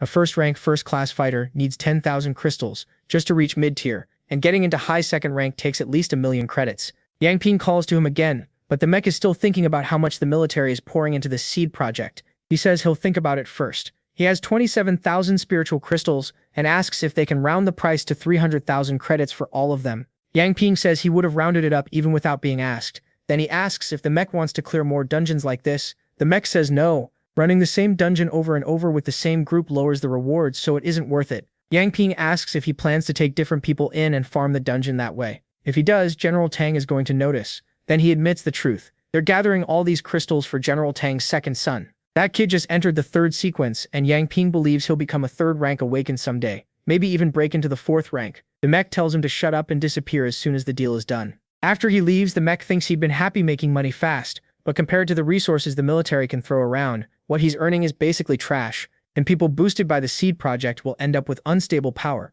On a real battlefield, they won't perform well, so the military is wasting resources doing this. He used to think he had plenty of resources in his past life, but looking at it now, most of them had already been used up back then. Compared to what still exists in this era, what he once used was like dust next to a mountain. Right now, no one in the first through third sequences is burning through more resources than he is, and that's insane. He needs to max out every stat and take the third rank test as soon as he can. Once he passes, he'll enter the first sequence and finally have the power to change things. After getting home, he checks his stats. Everything is at 26, including willpower. The higher his stats go, the more spiritual fruits he'll need to raise them further. So he decides to eat every fruit he has first and see if it's enough. He keeps eating non-stop, and by the time he reaches the last one, all his stats are finally maxed out. Then he starts a gacha pull, already excited before the result even lands. He's hoping for a legendary set or at least an epic sword because that would boost his power like crazy. He really does hit a legendary reward, but it turns out to be the Ring of Chance. He's a little disappointed since it's just a ring and not a bigger piece of gear. Still, rings are rare too, so it's not a bad pull. Then he starts wondering if the Ring of Chance has something to do with willpower. It's an epic item with no direct stat bonuses. Its main trait is storage, and even without extra attributes, holding 1,000,000 cubic meters is absurd. He could carry hundreds of nuclear weapons in that ring if he wanted. Its special skill is willpower conversion. That lets him turn willpower into other stats for 3 seconds. The limit is 5 points at 2nd rank, 10 at 3rd rank, 20 at 4th rank, and 100 at 5th rank. The mech is stunned by how broken that ability is. Since he's already at 2nd rank high class, he can now shift willpower into any stat during battle. But then he notices something strange. 5th rank is listed above 3rd and 4th. That makes him wonder if 5th rank is the true human limit, or if mutants beyond 4th rank also exist. The item description says this is exclusive equipment from the World of Chance. Whoever uses it gets the privilege of entering that world for adventures. But there's also a warning. This privilege is SS class, so he needs to use it carefully. He has never heard of the World of Chance, not even in the future where humanity went extinct in his past life.